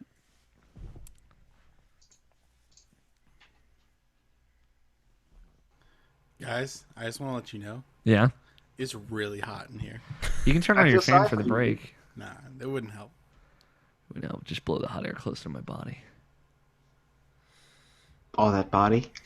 Hold it, Oh, buddy. look at that body. So Alex, Yeah? Triss or Yennefer? Yennefer. Okay. Personally. Nobishin went What Triss. about Nobshin? He went Triss. Okay. I go for a mutant of both. Yeah, just fuse them together like some weird nightmare I scenario. mean, they are sorceresses.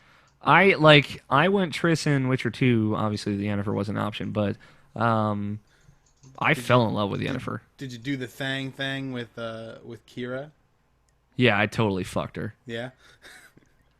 Just for, And then she was like, "Later, bitch." yeah, she used me for my body. Yeah. What did Whatever. you do then? When did I do that? No. What did you do to her after that? I said she should probably go to the Witcher home. Yes, I did that too. So Wow.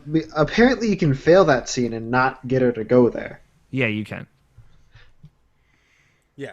Yeah. So we all got her to go there. Cool. I know what happens if you do feel that scene as well. I also know what happens if you fail that scene because I finished that quest and I was like, wait, what happens if you do the other things? Because I'm not going to play the game again, I don't think. Mm-hmm. hell no. There's some stuff that happens if you... Yeah, she dies. Yeah, she dies real bad. Yeah. You mean dies real good? No. No. Dies real good. No, they impale her on a stake. Yeah, it's fucked up. Don't do it, Alex. What you're doing right now, finding a picture of it, do not do that. No, I'm not. I'm fucking getting a tweet together. Yeah, okay.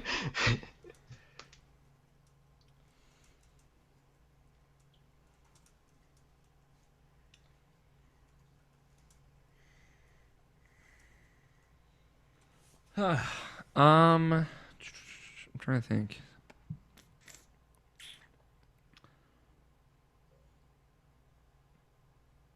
I could use a glass of water, but I'm actually fine. I'm fine. I'm good. Let me do a quick sweep for some newsies. Newsies.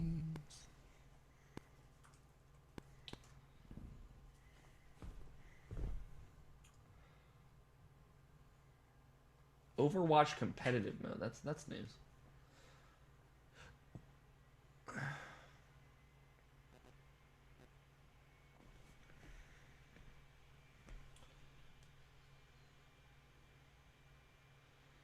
That's not news.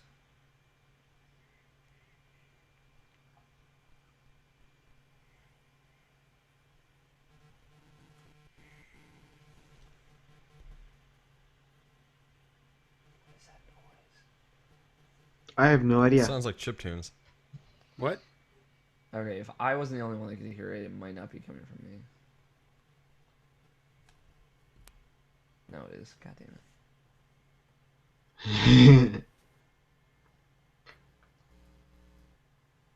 Just trying to see if it was like.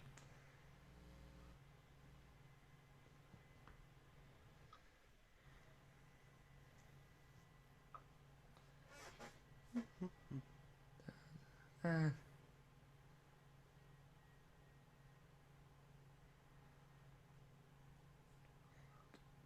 just checking news for people's preference.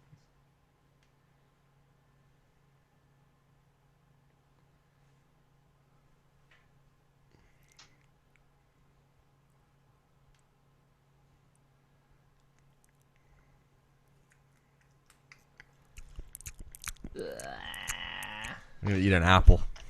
Right?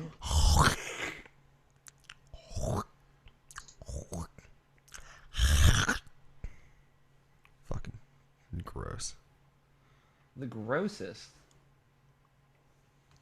Oh, there's a Monster Hunter Generations demo coming out this month, Tony. What? There's a Monster Hunter Generations demo coming out this month. I know. I'm excited. Get excited. Yeah.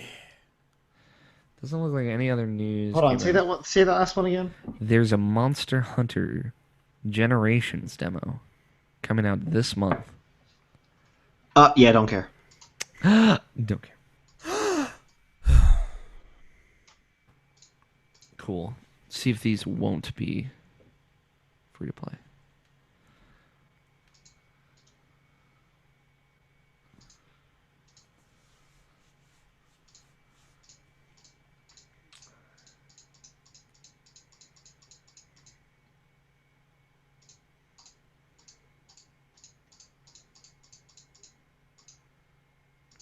All right. Nothing. I got nothing. I got a hidden topic. Okay. I'll lay it on you when the time is right. Okay. When the time is right, I trust you. Yeah.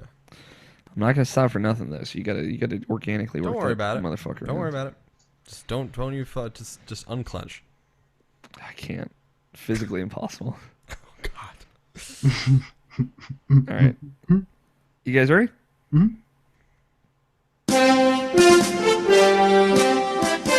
News in gaming.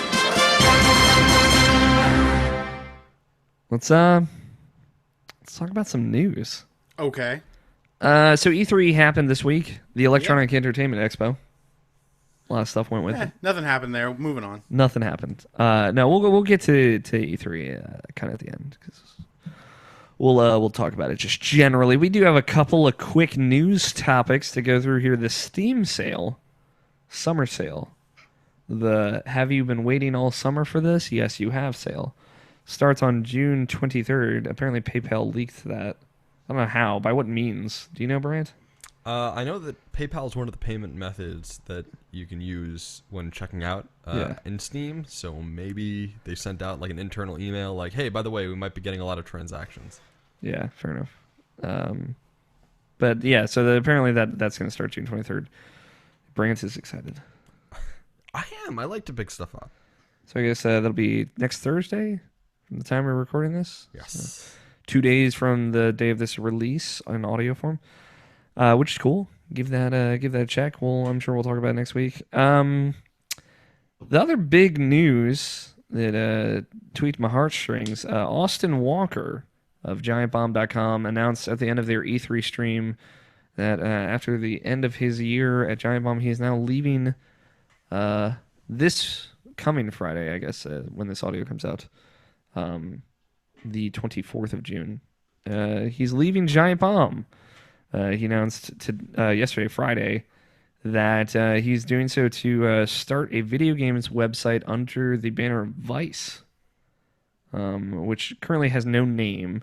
Vice.com/video games, I think, or games is the URL. And that's going to coming off the ground soon. I'm guessing over the summer it'll be probably ready and launched by the fall. But yeah, he's assembling an editorial team and everything. So he's starting a video games website, which is really cool. Sad to see Austin go, for sure. He's a great addition to the Bombcast or the Beastcast, and Giant Bomb in general. And he knows Gunpla like few others. That's right. But this is super exciting, and like, it's like, to be frank, like a black guy starting a video games website is not a thing that has been like huge ever, I don't think. And he talked about, like, specifically, Variety had an exclusive interview with him that is worth checking out. He talked about, like, hey, I want to build a team that has a lot of voices that people aren't used to hearing, and speak diversely about diverse topics, whether it's like JRPGs to Western RPGs, but also gain LGBT rights, like to, black and people of color rights, like stuff like that. Covering those topics is really cool, and after like one of the more diverse E3s in certain ways, and it feels like less kind of grossly homogenous, at least this past E3 than in previous years. That's a super exciting news to hear, and there are a lot of people putting out vibes of like, I've never been excited about the future of video games writing like I am now with something like this happening. So that's cool. Yeah. Yeah, I wish him all the best. Huge congratulations. If you're unfamiliar with Austin Walker, he's at Austin_Walker, spelled totally how you would expect them on Twitter. And he's super awesome, and he likes anime, and he's really funny. So go check him out. Give him a follow. See what he's working on. That's just cool news. The other thing that to kind of start leaning into the E3 stuff, since this is where we're at, Brandt. E3 happened. Is the kind of other thing that we didn't talk about at E3. We didn't have a post show for, which is Nintendo's showing. Da-na-na-na. Yeah, Zelda. We'll get there. They also showed off some Pokemon Sun and Moon, which has a new multiplayer mode. Is a 4-player battle mode, online battle mode, which is cool. I don't know how necessarily it's gonna work. It's just like I just saw some gameplay of like 4 people in an arena fighting, but it looks cool. I'm not sure if they announced a release date. That's why I'm double checking right now. November 18th, it looks like, is the release for that. So I guess they did, which is cool. That's, it's around the corner. I like how the release date here says worldwide November 18th, Europe November 23rd. So Europe getting shafted again. But so yeah, that's coming out soon. That game looks like another Pokemon game. I'm excited about it. I'm going to play it. So they also announced like a new IP that actually reminded me a lot of Fantasy Life, but I can't remember the name of it. Something like Desert Oasis or something like that, where you like build up an oasis and go dungeon crawling with a group of party members in a desert, and it's like that Animal Crossing vibe of part interacting with people and crafting and dungeon crawling and action RPG combat.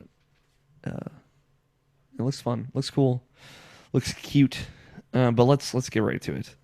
Legend of Zelda: Breath of the Wild. Yeah, first of all, it's got a name. It's got a name. Yeah, they did a full reveal trailer, and it's impressive how little leaked. Like nothing leaked about this game.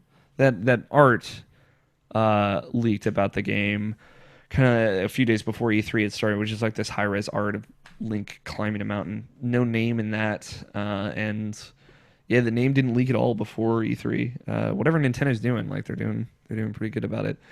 Yeah, they did a full reveal trailer, which the first thing in that trailer, the very first thing you interact with or experience is a spoken voice, which says "Wake up, Link," which is a first for any Zelda game. There's actually voice acting in this game. It happens in the game. They showed it in the demos that they gave later. It seems like there's like some kind of voice calling to you, telling you or reminding you of kind of destinations and a direction. But yeah, it's The Legend of Zelda: Breath of the Wild. They did a trailer out there. It's a 3-minute trailer. Have you watched it all, Scott?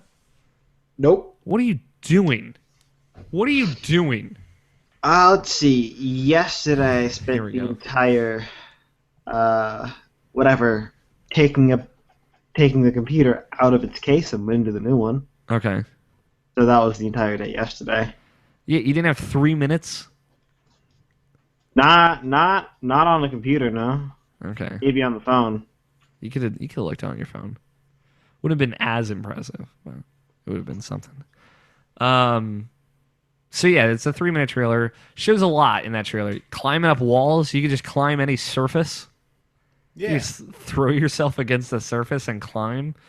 There's the return of the stamina meter, which I'm sure some people will be upset about, but with this whole climbing mechanic, it kind of makes sense because they can't just let you climb forever. Although that would be funny if you could. And armor, like there's a whole armor system and loot system. There are multiple weapons. There seems to be no like single weapon. Weapons have durability now. Some of this comes from the trailer, some of this comes from the demo, some of this comes from hearing people talk about it. But yeah, like to kind of get through the news, they did that trailer, they showed off the game, and then they did several very extensive demos where they just played the game for long periods of time, and kind of talked about the direction of the game and what they were going for and some of the interconnected systems. It is an open world Zelda game from the ground up. It is an open world game and also a Zelda game, with a huge emphasis, it seems, off dungeons and back onto exploration and giving you a world worth exploring. Like they talked about, outside of a brief tutorial area, there's no real direction in the game. You can beat the game without like doing everything, like without like doing most of the story. It sounds like you can get to the final destination of whatever that worldly narrative is and finish it without like going down some kind of the same path as everyone else, which is really cool. Yeah, it seems like the big focus of the game was making a world worth exploring, and it very much is that. Nabashin kind of joked last week on our last main show before E3 that what's the bet that that game doesn't have any wildlife or like any kind of living feeling of it. And like in the trailer, like the first thing you see is like wildlife and horses and deer and animals and like a living, breathing world. And like it shows Link hunting them and chopping down trees to make bridges and cooking and doing stuff like that. So it's really interesting. I'm curious what Tony, you think of it, because I'm sure you saw some of it at the very least. I haven't had a chance to really dig into it yet. That's part of my plan for my day off tomorrow. So. Okay. But have you watched the trailer? Yes, but from like the what I have seen, it looks really good. I'm very excited for it. Yeah. I'm curious, how does this all sound to you, Scott? So far, it sounds good. Yeah. See, once again, what I'm going to iterate about Zelda games is that each pay for a few sequels and hand partners. Mm-hmm. You know which ones I'm talking about. Somebody say, good point, Scott. Okay, they're quite a bit different from each other. Yeah, they're all very unique. And in keeping with the dungeon focus, they were hitting pretty much a point of how much different from the other Zelda games can you make this? Yeah, like it was with the dungeon focus, right? Yeah. And so what they set out to do was to break from it. Yeah, so they did. In every single way. They just did. More than just like leaning off dungeons. It seems like there are dungeons, but just like what they were saying was like there are these shrines, right? These essentially like mini dungeons, which are a couple of rooms. There's not really like an item necessarily. You get in it and like you go through it and you get something and then you leave. And like there are these little things spaced throughout the whole map. Open your show. And it it sounds like that could be it. There could be no like actual main dungeons, which would be interesting. Nabashin, are you back? Yeah. Hi, welcome back. Oh. We're talking about Zelda. I noticed. You missed a long conversation about Gwent. Yeah. I heard it. There was some Gwent talk. But yeah, that sounds super interesting. And yeah, like focusing kind of like more in like original Legend of Zelda 1 territory of like, hey, explore around, look at stuff. There's cool stuff to find is interesting. There was a GIF going around on the internet of like Link climbing up to the top of some tower and then like looking through a telescope and seeing something in the distance. And the thing in the distance was like a floating city. And it was like somebody saw that, and I guess in one of the demos that they saw. Sky Temple. And like there was no context. No one had anything to say about it. It's like that's just a thing that you might find in that world. And like that's so cool. They bring the Dark World back. Yeah, like what if there's a Dark World that you can totally miss? Yeah, like that's really exciting, because, and like if a good criticism of Zelda just in general out there is Aaron Hansen's like sequelitis about Ocarina of Time, Link to the Past. Different games, right? Different things, trying to do different things, and Link to the Past kind of echoes this feeling of exploration, right? Like he brings up in a specific example in that video, which I love, about like how in order to beat one of the bosses in that game, the boss of Turtle Rock, you have to find the ice rod, which isn't in a dungeon. You have to explore the world in order to find it. And it feels like, oh, I'm an adventurer finding things to add to my toolkit to beat this thing. It wasn't like I don't remember needing that. You do need it, yeah, to beat that one boss. It's just like that one thing. It's not like there's a whole lot of that in that game. But like he also brings up examples of like it's not always go to this dungeon, beat this boss with this thing, get an item, beat boss. Item and use the item to beat the boss. Yeah, it's like he said like in some dungeons you beat the boss with an item from another dungeon. or you don't need an item at all to beat the boss, or something like that. So it's like breaking those kind of conventions, which made it feel like an adventure. And this game definitely echoes, just like going off of what they've shown, like the I think feeling. it's kind of funny though, because they set that precedent in Ocarina of Time, and then Yeah. kind of broke it immediately in Majora's Mask. Yeah, for sure. And then everybody just forgot about it. Yeah, I mean, like a lot of people forget about Majora's Mask. Oh, that's that's a sin.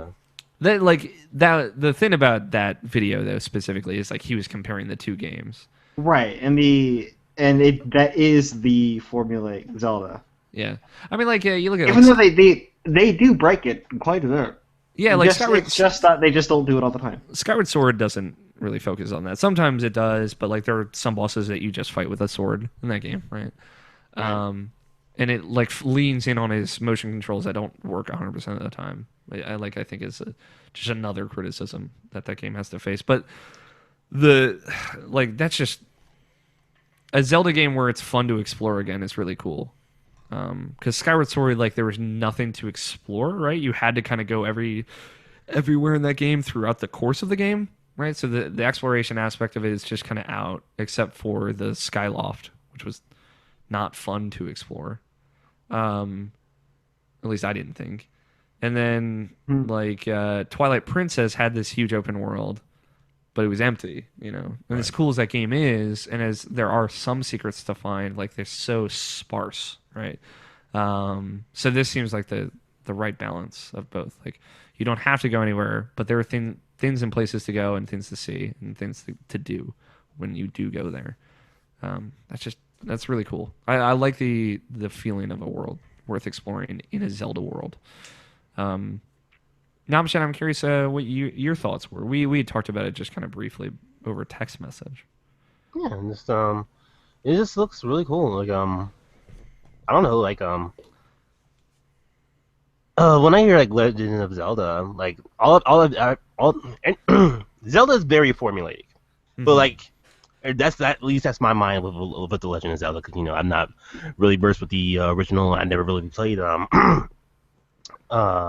Link to the Past, but I did play Link Between Worlds. So Run down the Zelda games you have played. that I have played. It's not that much. Like Ocarina of Time, Wind Waker, Twilight Princess, Skyward Sword, And A Link Between Worlds. The Link Between Worlds. And that's pretty much it. Yeah. Okay. So like I'm used to the formulaic system. Oh, of course, Majora's Mask. Sorry. So like it's more of like I just like how different it's going. I like how they're actually taking risks with it by like fucking with it a little bit more. Not in like not in a Skyward Sword type of way, which is like it's still the same thing, but you're adding motion controls, and like it's just your new item pretty much for that game is just the motion controls, and you just have to like try to master that to master the game. But it's like seems like everything is like doing something different, like scaling walls with a stamina meter, and like having like because I'm not really wild at, like crafting and loot in that game, honestly. I would rather not have that, but it still intrigues me. It still makes me still want to play that game just because it's so different, because I know that game's going to be good because it's a Zelda game, and it's polished in a way that like I don't feel most video games are. So like I just think that it's going to bring its own uniqueness to it. Like even though Skyward Sword is like a critically it has its issues. It definitely does, but I still feel it's a well-made game. Yeah, for sure. It just has a lot of issues that like either it's like so infuriating that you just put it down, like, which I not really that I did. Like it just that's just me not ever beating Zelda games, but like Right, and as far as the motion controls, never had a problem. Yeah, some people didn't, and like I didn't have as much of a problem with my first playthrough of that game as I did in the others that I had. My issues with Skyward Sword are more design wise, not like by any means like technically. Like technically that game's fine. So and most Nintendo games are like you're very hard pressed to find a Nintendo game with like frame rate issues, for example, right? They are polished, like they're clean. Right, and when they do have frame rate issues, they hide it. They Yeah, hide the shit out of it. Yeah, they hide the shit out of it. Looking for at sure. you, Donkey Kong 64. Oh yeah. Oh, Donkey Kong 64. What a game! What a game! What a game! Best game or bestest game? Oh, we'll find out. Yeah, Brandt was talking about coming down for Extra Life and what the situation with Donkey Kong 64 would have to be. How intoxicating it would have to be. It would have to be involved.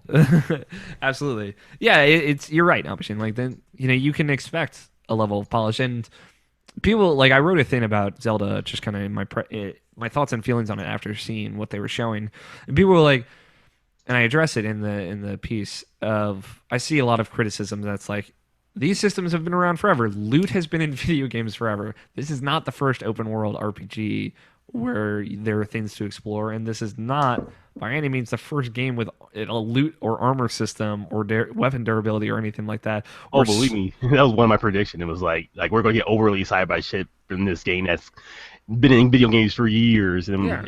but it's something about it. Yeah, there's something that comes with Nintendo doing those things. Mhm. Because they really do them differently than everyone else does. When Nintendo, Okay, so let me stop you there. You mean they take the time to polish it? well, it's polish, but they're also like, and I feel like Aonuma has said this in an interview, so maybe I'm paraphrasing here, but this feeling of like we wouldn't put something in a game if we didn't believe in it. Yeah, they don't do things just to do them. Yeah, they wouldn't put loot in a game because like, well, RPGs have loot, so we should have loot in our game. Like that's the kind of feeling you get something from something like Darksiders 2, which has like this huge loot system where it feels like it doesn't need it. And like that's not a feeling I think you would get with this kind of game, right? Because Nintendo, Right. they're intimately familiar with all the systems and all of their games, so nothing's there half-assed. Nothing's there just to be there. So like you're getting like a Kojima-esque developer of someone like that thinks so much about every little thing, right? And it's like you look at Mario 3D World and stuff like that, and you're like, well, I feel like they didn't really think about this, and this. Like they probably totally did. It is that feeling of like they're nitpicky, they're crazy, and like they're the kind of people that'll delay a game for a long time until it's really ready to be done. And they don't care how long it takes. They will wait until it is ready.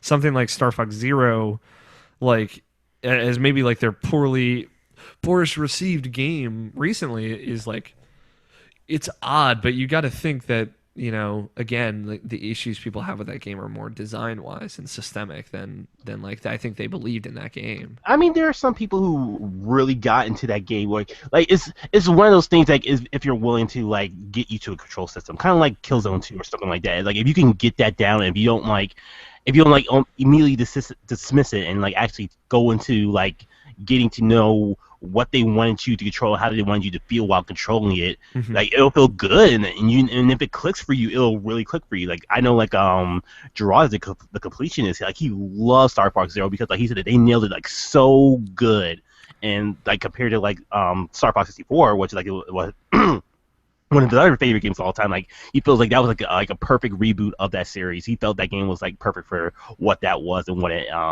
tried to be. For even though like for most people, even including myself, like it was like kind of a pain beginning to. But like it's just different strokes for different folks, and like and how much of a risk they want to take into like actually going with a vision. And most people don't do that unless you're like an indie game. So props to them for that. Yeah, and like I think Nintendo definitely does get a pass for a lot of the stuff that they do. Oh, believe me, like the reviews for this is gonna be prematurely like with Skyward Sword. Like everyone loved that game, and then like now everyone talks shit about it. Now. Like I don't think that game is a 10. And it like having being someone who was caught up in it then, like right, hindsight's 2020. Like people change, and opinions change. People change, yeah. Like it's rough because you do get caught up in that feeling, and I'm trying to like keep it balanced here. Like there's stuff about this game that I'm concerned about it at the very least, but like, and Nintendo does get a pass a lot, but they also like I feel like the Kojima example is like the most accurate example of like these are people that really really take the time and care in ways that few game developers have the privilege to do. And it shows. It does show. I mean, they're first-party games. People have called, go back to the GameCube, Wii U, like the Nintendo console, a console that you can buy just to play those first-party games. And you know what? Like, even if there are only 5 or 6 of those, they're all really good. Yeah, at least like to some segment of the audience, like there's somebody that thinks each Nintendo first-party game is the best game ever made. Right. I mean, and they do. Donkey Kong 64. I know somebody who thinks that game is incredible. No, I listen, I get it, but I'm just saying, even stuff that's offbeat, like off the wall, like Toad's Treasure Tracker. That game's amazing. Yeah, see what Nobishin's just without even thinking about it, he was like, "This is a game, it's dope." I haven't played it, quite frankly. Yeah. But even games that are off the beaten path, that aren't your Zeldas or Mario's or Metroids, that are something different, like there's just something about them. They give it 100%. Good. Yeah. You know what I mean? Yeah, they give it Animal Crossing 100%. Amiibo Festival. I mean, unless it's like a Yoshi game, because those all suck. Fuck Oh you. man. I think that's a perfect example of a game that's like Off the beaten path. like something that they put their heart and soul into, and like for people who love those Yoshi games, man, they love that fucking game. So Yo, those worlds are woolly. Yeah, and it's not like Nintendo hasn't put out bad games before, but like it is just less often, less frequent from their first party team. Like nobody really. You can tell when they're like doing shovelware from themselves. Like, you Yeah, have to like make something. where then like this has to be out soon, and we don't have as much time to polish it as we'd like. Yeah, like a Mario Party game for the 3DS got announced during E3. And it's like, oh, that game's gonna be probably not good. Yeah. I mean, it is a Mario Party game, but Mario Party. never forget. But like like Yoshi's Island 2, which I think it was a 3DS game with like that, or was it Yoshi's World 2 or something like that came out Yoshi's relatively. New Island? Yeah, that's that. 3DS game came out relatively recently that no one seemed to have much love for. That just apparently had poor level design and stuff like that. It happens sometimes. They're not infallible, but they do put. I think the point is, I'm not trying to say that they're infallible. I think my point is like there's a lot of heart and soul there that they have the time to put in. Yeah, because none of their franchises, their major ones, like save for something like a Mario Party, and even then, it's not true anymore. That's or annualizable. Like it's not like we get a Mario game every year. Yeah. Miyamoto was out there saying that the next Mario game is going to be like something crazy and new. Excuse me, you should use his Christian name, Shiggy. Shiggy. Jesus Christ. And I saw Barrett Courtney tweeting out, I just feel like the next Mario game is going to be an open world game. But then I thought about like a genuinely open world Mario game. I think that'd be dope. Right, kind of like a return to Mario 64, except for you don't jump into paintings. Yeah, you don't jump into paintings. You just go places, and like you get stars there, and it never like you would in let's just say Bowser's Inside Story, because that has a pretty cohesive. Yeah. Besides Bowser's Insides. Yeah, besides Bowser's Insides, which are fun. Yeah, like if you just like went to a place, got a star, and it didn't like pop you out to a menu or whatever, you just kind of kept going, getting stars. And then it would just be a Zelda game. I get it, but that sounds all right. Anyway, Nintendo, Breath of the Wild, great name. Maybe the best Zelda name. I don't know. I like A Link to the Past. A Link to the Past is really good, but That's This is on the also nose. yeah, it is on the nose. It's cute. I don't know. Breath of the Wild is maybe my favorite. Let's say. I just love how it sounds. How Are you going to be depressed that you can't name him Alex this time around? Or I don't know. Do you name? I'm not one of those weirdos. Okay. Link, always Link. It's always Brandt. Really? You see here. Scott The names his reason- character Scott. I always name the Link character Scott. Not So your because- brothers don't use your file. I know. Right. It's a name on the file, so they know. Hey, listen, don't save Hey, open listen. this file, because this is the only person in the house who's actually going to complete the game. So please don't fuck this up for me. Right, and they've done it before anyway. Yeah. But I will tell you, when I don't put my name on it, they don't know that it's mine, and they'll just do it anyway. They'll start playing it, they'll start fucking around with it, and it's like, listen, I don't mind you playing on it. I don't mind you fucking around and saving over it. But come on. There's a problem when you save that file in every slot. with different progress points, and then save over all of those later Yeah. with new file slots. That's what I do, except it's 100% completion each time because I just fully play through the game each time. Anyway, misgivings, though, I will say, game apparently has Ubisoft towers in it. Like, climb to the top of this tower, reveals map. Which is, I mean, this is an open world game, right? Like, it might be fine in the game. It might, like, not add a bunch of points on the map that drive me crazy, but Well, we'll I see. mean, would you rather have that or Tingle? I'd probably have Tingle. I'd love to see them do Tingle again. HP Tingle. I'm into the craziness that is Tingle. But like, you know, Like, without the money farm that Majora's Mask had, you would not want Tingle in any game for the map reason. he was good in Wind Waker. Yeah. He didn't sell you maps in Wind Waker. He didn't. He just hung out on your GBA SP, Right. dropping bombs. Right. We're talking about Tingle being the map seller. True. Okay, fair enough. Yeah, you're right. I would rather not buy maps, but You'd rather Yes. him being good point, Scott. You'd rather go to those points instead, and then Link being the crafter that he is in this Video game. time around, him make the map himself. Yeah, I mean, yeah, sure. I feel like you could have also just done it where you just go, like you moving around the map adds. Or you know, you probably would rather find a chest under a tree with a map inside of it. That'd be cool, also. But I mean, they are trying to buy you into this open world aesthetic, and I think that would partially ruin it if it wasn't in a dungeon. Yeah, for sure. I mean, like you see, And it would be more annoying for it to be in a dungeon than at a point. you can see a tower, like that way you know to go to it and climb it, and then reveal some more space to kind of maneuver around. The map is also 12 times the size of the entire Twilight Princess world, which is massive. And if it's full of things to do, that's cool. I'm into it. I like how Nintendo also isn't like one of those people that says we have 100 hours of content in this game or something like that, which I just saw an article that says Final Fantasy 15 has over 100 hours of content in it. Like Nintendo's like, we have a world that's worth exploring. Like, I think that's cool. Yeah, it's how much content does it have? We didn't time it. Like I don't know. It's got a lot. It's got like three That's and a stuff in half barrels of content. They said like You guys can time it. they have Get like one of these two speedrunners Donkey on it. Kongs worth of content. There, listen, we could fit this game onto Donkey Kong 64 cartridge. Yeah, that's what we're saying. With the RAM expansion. Oh god, that RAM expansion. Yeah, it looks cool.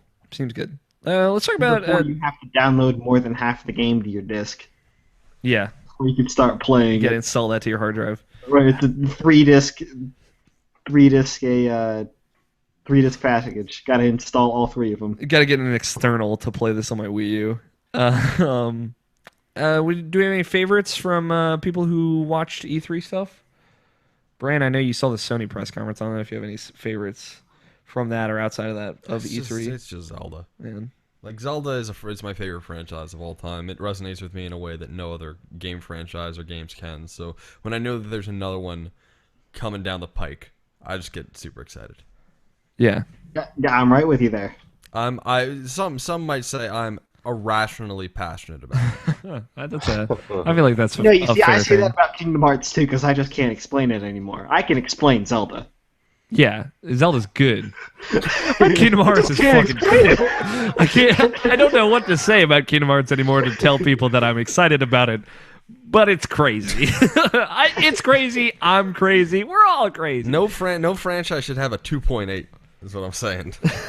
Final chapter prologue. Yeah, You see, know what? those are just words and numbers. Like that doesn't make any goddamn sense. Does to me though. I know because you're like in this crazy world. We're in the Kingdom Hearts cult. Yeah, you have fucking crazy handshakes and stuff, and you have to like name your firstborn Sora, no matter the gender. That's why there's like a keyblade over No, your if door for the Romans, If it's the a Egyptians girl, to come. if it's a girl, It's I'm a which allowed to Riku? name it Naminé. I don't know what the fuck is that like an offshoot of Edamame? See, I don't even know what you're talking about. You're She's a speaking in tongues. nobody. That's a real thing in that game. I know it is because it has the franchise has a 2.8. Dear God. Tony left. He just was like, I don't fucking care. They're talking about Kingdom Hearts again. That's exactly what happened. Tony, do you have any favorites from E3 from what you saw heard? Gwent looks pretty cool. Gwent does look good though. Games Radar Plus's game of the show, Yeah. which I thought was awesome. Let's see favorites. I liked a lot of shit. Go through it. That 1 second of Persona 5 that we saw was pretty awesome. Did you watch the gameplay thing about Persona 5? Yes, I did. Oh, man. Looks good. Looks so good. Listen to Ben Moore talk about that thing. Upon Nobishin's recommendation, I regret nothing. Yeah. Yeah. I'm oddly intrigued by Infinite Warfare. Okay. Fair. Me too. So really, like anything taking place in space is cool. Yeah. So, I'm good with it. I like space, man. Yeah. You see, now I'm a little interested. Then I'm gonna watch a trailer and be like, you know what? I got Overwatch, and I think that's enough first-person shooter for me for the next 10 years. I mean, honestly, like I'm very excited for Titanfall 2, but I know like Overwatch is probably going to be the better game, which is depressing because I think Sounded like 6 months from now. yeah, totally. But like I just like the way Overwatch is built. If Titanfall is built like Titanfall before it, it'll. I mean, I think they learned something from it. They totally did. I'm not saying like I'm just saying like sorry. Listen. Let me speak first. I know. I'm sorry. Like as like the way Overwatch is built, like and how each character is developed as like so different and unique, and the way all that like that data, like that those abilities interact with one another. Like I don't think there will ever be a first-person shooter that comes out this year that is up to that. But if Titanfall 2 is more, bigger, better, asser Titanfall, I'm still very excited about it. It's just like I think moment to moment shooting wise, I feel like Overwatch has like been the best thing I've played in the past 10 years. Yeah, I didn't understand what you mean. I Right. thought you meant like as a different shooter, but never mind. No, like I just mean got as like just like that kind of game. Overwatch is like such a breath of fresh air in Yeah, so it many kind of cool ruined ways. shooters for you. In other words, is what you're meaning. Yeah, totally. Where I think Titanfall is going to be another kind of military-esque first-person shooter, but a real good one. Looks real good. So you're saying that you probably like more. You want like if there's another shooter comes out, you want more one with more personality. Yeah, definitely. But like of the military shooters coming out this year, which there are a lot, Titanfall for sure is at the top of my list. Titanfall 2 looks awesome. Couldn't care less about Battlefield 1. Who don't care? But people are excited, so Does not speak to you. just doesn't speak to I was way over World War II shooters, and World War I does even less for me. So There's a conversation. Were you unsold on anything as far as like E3? The stuff you saw, like for me, like I said, like Scale Down, kind of something I'm not really all that interested in anymore. Unfortunately. how about let me say I'm more concerned about Final Fantasy 15. Yeah, Yeah. I heard good things too. Yeah, me So- too. Like I heard some good things, but But I get the in depths of like stuff where it's more like it seems like it's more good for the people who haven't played Final Fantasy before, and like than the people who have like played like RPGs and stuff like that before. So. yeah, I don't know. It was definitely more like there were so many like new things to be excited about. Like even things that I'm now less excited about don't really matter because it's been taken over. That place has been taken by 6 more things, right? But Final Fantasy 15 is kind of like the big one of just like not necessarily like I'm still hopeful, but I'm more concerned. Yeah, kind of like The Last Guardian. Like, there's not no positive from that, but like I think that game's gonna be like a slow burn before it actually gets really good. So I'm so excited for that. I have my expectations I think in the right place for that game. I mean, if anything, this talk of Final Fantasy has lowered it. So like, hopefully, it'll bring more of a surprise when it actually comes out. So I'm still excited for Final Fantasy 15. Yeah. And Scalebound's the other big kind of call out. I'm a little bit concerned about We Happy Few, just because I hear about it's procedurally generated. So I'm like, That's the part that I knew about. So like seeing that demo, I was kind of confused. Now hearing how it works, I'm so sold. I guess I'm not really All right, sure how that works. Now you gotta slow down and start from the beginning. Okay, What is so this? We Happy Few It's a bunch of ex-Irrational developers got together. Irrational Games, not Irrational Passions. They got together and formed a studio, kickstarted this game last year. Now it's going into kind of Xbox game preview. It's going into early access essentially over the summer in July. It is a procedurally generated survival thriller game. I don't want to call it horror game. So like every run is different. In a roguelike, when you die forever, and you have to start a new run. Confirmed single player. Single player, yeah. I mean like single player only. I think so. It is a first person game, not a shooter. It doesn't seem like there are any guns in it at all. That is like there is a point A to point B. There's a destination and how you get, and like there are preset like environments, but they're always different every time you go through them. So it sounds like Spelunky, but like with this whole kind of survival aspect about it as well. Except for it's Spelunky without the shopkeeper with the shotgun that will get triggered after you run over the trap that didn't go the. What? Brandt got that, and maybe Nobishin did too. Yes, you're right, Scott. But like like Spelunky, the mines is always the mines, jungle is always the jungle. The ice caves always ice caves, et cetera, et cetera. It seems like that might be kind of the same vibe with this. Like, yeah, I mean, and then those traps they just never go the way you think they will. Never. Just like, and then the arrow shoots out of nowhere, and I'm dead. 2 damage in 1 arrow in the mines. It's bullshit. So I did like the procedurally generated stuff. Turn you off, Nobishin? Just the fact I like what got me into it is what they showed as far as like story bits and like how that all flowed and how it flowed really good. And I'm just concerned like if the procedure generated stuff will just like kind of like not make that flow as good. Like it'll just be like too random at that point. So yeah. I will tell you this much, Nobishin. It will depend on how good or bad at that game. Yeah, it's true. Like we don't know how that game feels. So. What I think they're doing is I think they're taking a tip from Rogue Legacy on how they do that. Maybe like I don't know if there's any persistence at all in that game. So they said that there is a story to be told and like a history to that world that you can pick up on, like with I guess notes and stuff like that. But with it being procedurally generated. That's exactly what I'm talking about. Yeah, with it being procedurally generated, I don't know how much of that you get each run, and if you have to do it multiple times to get. I mean, like if the NPC that you go against is like procedurally generated, then like you go into like a door that happens to be like where everyone has to like get this little story bit that everyone gets, and like that's fine, just and that is a matter of if we get that. Yeah, we'll see. We don't know yet. Mm-hmm. Anything else anybody's concerned about? Anything? How are you feeling with VR right now? Good? Better. What? Like it kind of tapered off. Now I'm feeling a little bit better. But PSVR is starting to sound cool again.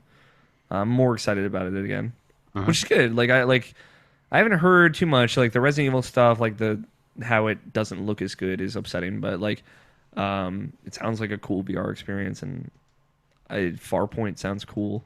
I haven't heard anything specific about it, but like that sounds cool. Everyone seems to be raving about Arkham VR as well, which I haven't heard anything about. I haven't heard anything either. Yeah. Oh. Okay. I'm better. I'm feeling more positive. I'm getting excited again. So. Cool. That's how I'm feeling about most things, because of a thing we'll talk about toward the end of the show, which I guess you probably know, Nobishin, but I've been texting you about it. Tony, I'm sorry, you hadn't finished. Other things that you're excited about? God of War looks cool. God of War does look cool. A lot better than I even think. Yeah, what a world we live in where God of War is exciting again. Yeah. God damn. God of War. Great. Well, I mean, like, to be perfectly honest with you, isn't that like the only thing it ever had going for it in the first place? You got to watch that demo, Scott. Since you haven't seen it, it's crazy. Right. It's a very different game now. So, God of War. War has changed. Kratos doesn't suck as much, that's a good thing. It's cool that you're excited about it, Tony. I'm glad. Yeah. Watching Snoop Dogg play things while smoking weed. True, that was real good. We don't know if it was weed. but it was probably weed. Excuse me, ladies and gentlemen. It was herb. Herb. Cannabis. Smoking some herb. Yeah. Prey looked cool. Prey looks cool. But I don't know, like super big hits. I don't know if there were a lot of them for me. Yeah. But I kind of figured already, like, what are the things I'm gonna like, and it's like Persona stuff and all that stuff. So I'm good. But, Yeah.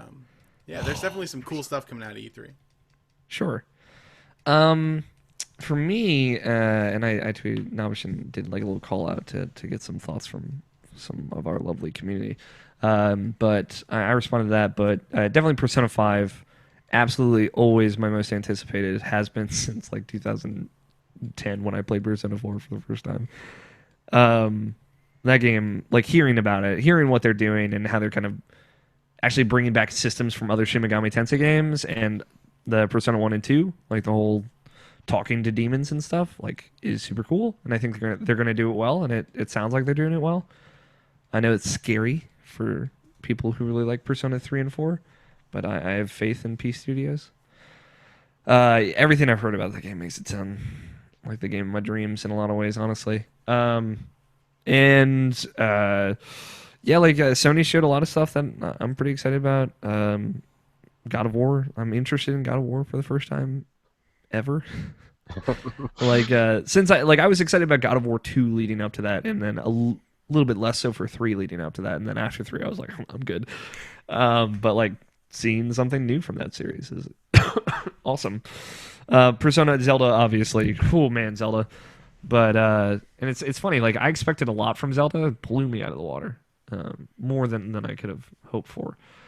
What do you mean by expecting a lot? Did you expect it to be as different as it was, or like I expected it? I didn't expect it to be as different as it was. Like the whole loot and armor, and kind of like they've gotten away from a lot of the very stereotypical imagery of that game as well. Like the Master Sword's in that trailer, but Link in none of the stuff that they showed wears green at all. It's like he doesn't have the green garb. There's no green garb in this game, as far as we know. He's not the hero of time yet, dude. Chill, dude. We don't know where this is in the timeline. I'm curious. Like it's probably too hyperbolic to say it now, but like, what were you expecting? Like, what did you expect? Like, did you expect something a little bit more formulaic as far as? I expected definitely a little bit more formulaic. I expected like a big world with more in it, but like the hook was that there are dungeons in the world and you can go to them in any order. And like the dungeon and the item that is within it is reflective of that whole area of the world, but you can go to any at any point. And And like a just big Link Between Worlds. Kind of like a just big Link Between Worlds, with no kind of rental system, where like maybe you found the item in the world, so it was more of like a part of the world, and the dungeon was just kind of incorporated into the world. So them just like, no, it's just a big world, maybe like no traditional dungeons, you just kind of explore. And then of course all the layered systems, Metal Gear Solid 5-esque on top of that, of like, and loot and cooking and survivability and stuff like that, was just like, wow, no, they're going for it. So, and all of it looked good. Like it reminded me honestly of Dying Light in a weird way, because that has like a really cool world that you can kind of go anywhere in and explore in, and has like loot and durability and stuff. What did I tweet at you, Namshin? I don't remember. You said Persona 5, Recore. Recore is like the closest thing. Yakuza 0, apparently. Apparently. I want the Yakuza 0 through the lens of Michael Huber's eyes. Because the way that man talks about that game is incredible. Did you hear that at all? Oh, believe me, yeah, I heard it before you. Okay, yeah, because I was not ready. And I'm like looking through. I'm still excited about Sea of Thieves. Spider-Man PS4 is actually. That could be a good game. That could be really good. I know we don't know much about it, but I'm trying to be more positive, more optimistic. I'm excited about there being a good Spider-Man game again. After Spider-Man 2. After Spider-Man 2, in a post-Spider-Man 2 world. And yeah, there's like a lot of indies. I'm excited about like stuff like I Am Setsuna. I Am Setsuna for sure. I've been pumped about that game for like a year now, and that's like right around the corner. And Horizon, I'm still excited about, and that indie darling. yeah, for sure. And Inside and stuff that's like right around the corner. But like Recore is the closest thing that I'm genuinely still excited about, so that's like why it's definitely in my top. What's special about that? I haven't really actually seen much of anything on it. Honestly. It's got platforming. It's cool. Like you have like different shooter abilities. Like you can shoot like different things that'll affect different monsters differently. Apparently, um, and I'm getting like mad Ratchet and Clank vibes from it. Okay. Which it's cool. It's not like it's $40, I think. So it's not like full price. And it's really close. It's like September. So it's the tangibility of it gets me more excited as well. Sure. I think that's about it. There's so much to be excited. I could list all of it off, but those are kind of like the big hitters. Persona 5 and Zelda. Phew. Yeah, like for me, Persona 5, Zelda, Gravity Rush 2, which looks really good. It looks the same, but like same as far as like the general flow of the game, but like it looks beautiful as far as like visually, and like some of the like the Saturn powers and the light gravity powers are super cool. So like I'll be really interested to get into that. King of Fighters 14, I've been excited for that game for a while, but like seeing that E3 made me even more excited. Like I don't know, like for some reason that game is really speaking to me more than like usual. Like I haven't really played a King of Fighters game in like a good while, or one that was really good that spoke to me. Like I know 13 was really good, but like I didn't really play it that much. But like King of Fighters 14 makes it feels like it makes me feel or think about like Capcom versus SNK2, which is my favorite fighting game of all time. So like, it's like yeah, like that makes me want to like really play that game. Even though no one else will probably play with me, but other than Jason, but we'll see what happens with that. Mass Effect Andromeda, even though they showed absolutely nothing on it new, really, but like I'm still really pumped for that. I want to see anything from it. Yes. But this fall, apparently. Be excited. I would love to see something about that. Me too, yeah. And Nier Automata. Not really something that's really been talking about, but that's another Platinum game that's coming out. That one looks good. That one looks Platinum good. Yeah, that looks like A-Team good. Yeah, so, I saw some gameplay of that recently. I'm like, oh, oh no, oh look at this. So yeah, so I'm all over that. So never played the first Nier. Maybe I'll jump into that. I'll probably talk to Jared about that, but we'll see what happens. Yeah, Jared is your guy. I guess he I feel like him and that game have a spiritual connection. Yeah, a lot of and South Park. Yeah, South Park. South Park look. That needs mentioning. Yeah, that game's gonna look dope or be dope for me. I'll enjoy that a lot. Mm-hmm. My brother is real excited. He's played through that game like 3 times, and he doesn't ever replay games. Like every time, like you see, this game looks good because I have seen a bit more about this game, even though not 3-3. So like I'm tempted because the last one, like, still held up. So it still holds up as a good game.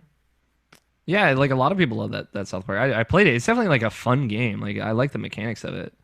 Yeah, these mechanics are I different. just don't like South Park that much. Yeah, me either. You know me, so. Yeah, good vibes out of that. As really, well.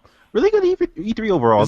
Considering this is a really great E3, I think. Yeah, definitely one of the best, I think, ever. There's just so much stuff to be excited. Like, there's something for everyone. Also, is a big thing. If you like, on all consoles. Yeah. Now I'm upset that I wasn't there. Yes, I'm upset that you weren't there either. It was Sony and Microsoft were both like on their A game, which was real good. And there was a ton of like cool announcements, a lot of new stuff shown in demos as well. And like, yeah, something for everybody. From indie darlings to like an exclusive on each console to a fucking Quake game. Jesus. That's the world we live in. This new Quake game. So yeah, it's cool. Do you have any other games for it? No, not really. I mean, because like we said, the only conference that I watched, I popped in and out of the Nintendo stuff for Zelda, but I watched all of Sony and everything that I everything that I thought about that, I got out of my system on Monday night. Mm-hmm. Yeah. You should check out the Microsoft one. Yeah, you should. Because like all that's coming to PC as well, so like It's accessible in a little bit. I just might. And that they did put on just like a good show, I think. Yeah, I do want to say, like, you know, I know I've been like all over the place as far as cynicism is concerned this week. I've been watching a lot of the Easy Allies content this week, this E3. I'm totally late to the party. I get it, but like, you know, I never watched game trailers really, except for stuff that Namashin would send me that I would always love. But I never took the time to be like, oh, here's another thing I'm gonna get into, and I've just like I'm like balls deep in now. Like I'm in the deep end. Just like now that at this point that I know who all of them are for the most part, and I'm kind of familiar with their tastes and whatever. One, they remind me a lot of Us, which is nice. You know, sometimes you get that in other places, like.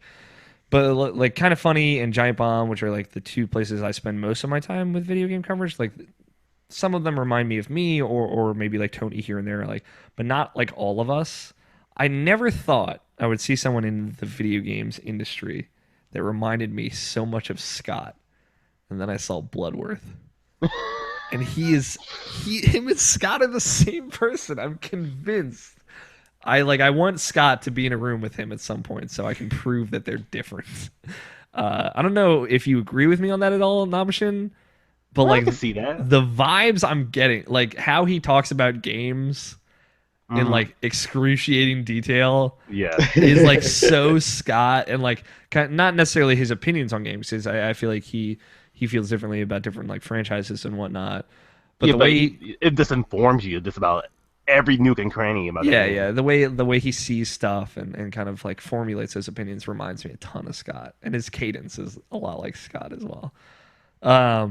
So I thought that was cool, one, but like they're also like really just positive about things, and it's like you can do this, you can talk about video games, you can cover them, and also just be stoked, and don't always have to be half empty about everything. And like it's good to have a healthy amount of cynicism and criticism with everything you approach. But like to go like back to my Sony comments of like definitely frustrating stuff from there, and I have genuine criticisms with how they did their conference. But like they also showed really cool stuff that I'm glad people are excited about, and I too am excited about. And there's nothing wrong with that. And even though I think like Microsoft's approach I thought was better, of like, hey, we're gonna get out here and talk about this, and you're gonna feel comfortable with our future after this. Like the whole like, here's a thing that we know is fucking cool, and we know you've been waiting for, and we're just gonna show it to you, and we're just gonna like let you be excited about it, is also a valid approach. And I see the value in both now, more so than I did before, because I was very much drowning myself in my own cynicism. I've grown a lot emotionally this week. And just I just want to address it because it was a big part of some of our post-show content. But yeah, it's be excited. There's a lot to be excited about, Brandt. If you say so. And go watch Easy Allies stuff. One, because it's great, and two, to tell me if I'm crazy about this whole Scott Bloodworth thing, because I think Bloodworth is. You might Scott. be onto something. I might be onto something. Yeah, you might just be onto something. That's the admittance right there, if I've ever heard it. Let's take a peek at the mail sack. I've got a question. Okay, This is it. hop in the mail sack, Brandt. It smells weird in here. Yeah, we get that a lot. Yeah, Sorry. Yeah, I know. I'm just saying, maybe you should clean out the mail sack every once in a while. It's true. Never. I have on my phone right now, my iPhone. I have the Amazon app open, and I'm about to consider pre-ordering one of the Xbox Ones. Okay. The Xbox One S. The ones. The ones. Got it. I don't have an Xbox One, a regular Xbox One. I don't care about Kinect. I know it breaks your heart. Yeah. Should I go 500 gigabytes? Should I go 2 terabytes?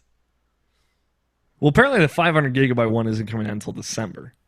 Well, that's a thing that I didn't know about. Yeah. I didn't know that either. I saw a thing that says the 2 terabyte one is out in August, and maybe the other ones, the 1 terabyte and 500, aren't out until August. I'm checking this out right now. Yeah, it doesn't have a definitive release date. The only one that has a definitive release date, as I'm scrolling through this, is the 2 terabyte model, August 31st, 2016. Do you know why? That's fucked. They're doing you a favor. You know what Microsoft is doing right now for everybody? Favors. That is what they're doing. I saw the GameSpot article. Let me see if I can. What in the hell is this? Here we go. I'm pulling up the GameSpot article written by Eddie Makich. Eddie Money. There's an update at the top of the article. Microsoft representative told GameSpot that the Xbox One S dates listed at Microsoft and other retailers are only placeholder dates. We haven't announced yet, the spokesperson said about the One S launch timing. But right now, it looks like the 2 terabyte will be out in August, and the other are listed as not available until December. But you advertise it as $299, and you I don't know. That's messed. That is definitely messed up. Yo, that is super fucked. But those 2 other versions could still come out in August, so we don't know for sure yet. Yeah, because the only difference is the size of the hard drive. I don't know why that's not a yes or no answer, though. Yeah, I feel like it's not because they haven't announced a release date at all yet. But that is so just me strange. Giving them the benefit of the doubt here, okay? Not jumping to a conclusion. I would go 2 terabyte regardless because I think you're going to fill that fucker up real quick. Yeah, because how big are the games generally? 500 gigabytes. Well, that's pretty fine. I want more than one game. My Xbox One, which I play less than my PS4, is more full than my PS4 constantly. How much do you have in there? I have like maybe 8 to 10 games in there. Okay, and how many gigabytes? They'll range from about 26 to 50. Okay, and you have a 500.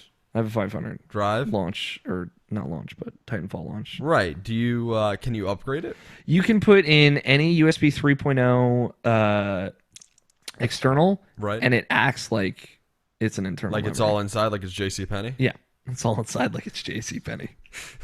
That's you fucko. Because I was gonna consider waiting until the Xbox Scorpion comes out. Yeah, the Scorpion, as it's called, as it's called by the real folks. But Alex, you kind of turned my heart a little bit because you were saying, well, it's kind of like an all new thing, like. I like the Xbox One S. If you don't have an Xbox One, I don't. Here's the thing: like the Scorpio is cool. They announced the Scorpio, by the way, Scott. They're making a bigger, better, badder 6 teraflops, just to catch Scott up. And that's coming out holiday 2017. Here's the thing: we don't know a price point. I'm guessing the Scorpio is going to be $500. I don't see any world or reality that it's not. Right. People are saying 400. Like it'll be the launch price of the Xbox One, $400. I'm like, excuse me, excuse me, princess. I knew Nobishin out there would probably have the same thought. Is that like, yeah, it'll be the launch price of the Xbox One, $500 without the Kinect, without a Kinect, I should say. And I think it's gonna be big and bulky. And I'm like, if you're looking for like an Xbox One that's slick, small, and can play 4K Blu-ray, and you have a 4K TV. I do have a 4K television. You can actually take advantage of that. And yeah, go for it.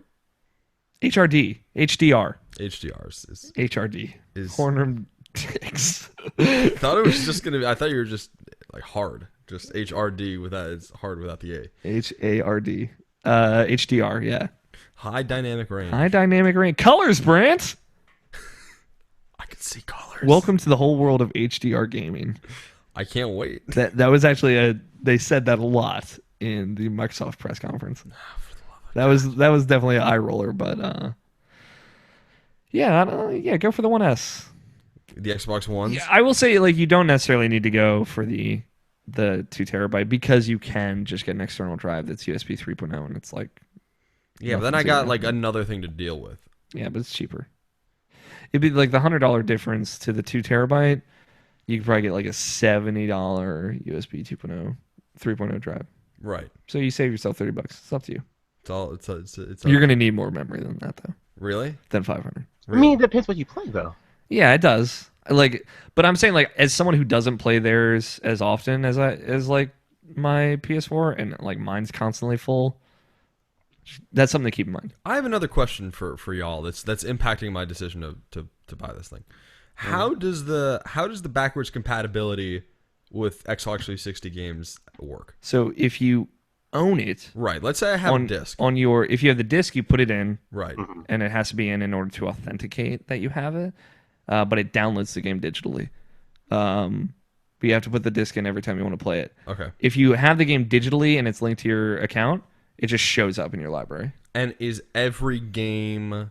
Not every game. Not every game. No, I know it's not every game. There's the list of the games, but is every game that is backwards compatible also on the Xbox Live store front? It is, but you have to dig for it. You have to dig a little for it. You can also buy it off Xbox.com, like you do through their PC store. Right. And it'll just show up in your library if you buy it there. All right, and then final thing is what's this hullabaloo about Windows, PC games and Xbox game now they're the same things are going crazy. So how's it working? Every Xbox One or Microsoft first party game going forward will also be available in the Windows 10 store. If you buy it digitally on either platform, you can download and play it on either platform. Okay. And it's like cross save as well. So you can play some on your Xbox One and then continue from where you left off on your PC, Windows 10 PC.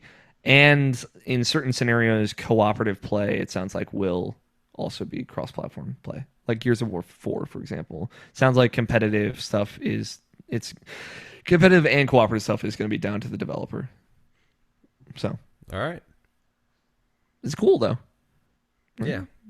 Yeah, it's good. I think the Xbox One S is cool. Look It's at worth this. it. See, this is why Internal power brick, so you don't have to worry about this fucking giant power brick behind my Xbox One. Yeah, no. It's enormous. It looks like a svelte system. Yeah, I like the look of the Xbox One. I don't think it's like a bad looking thing. It is just big. It's a behemoth It is large and in charge. and in charge. It looks like a That's Dell. because it's plugged into the wall. It is.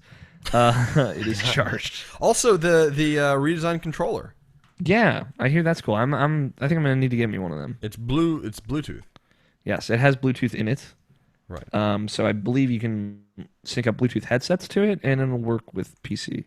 It's true. Through that. I just put in a pre-order. And also maybe your PS4.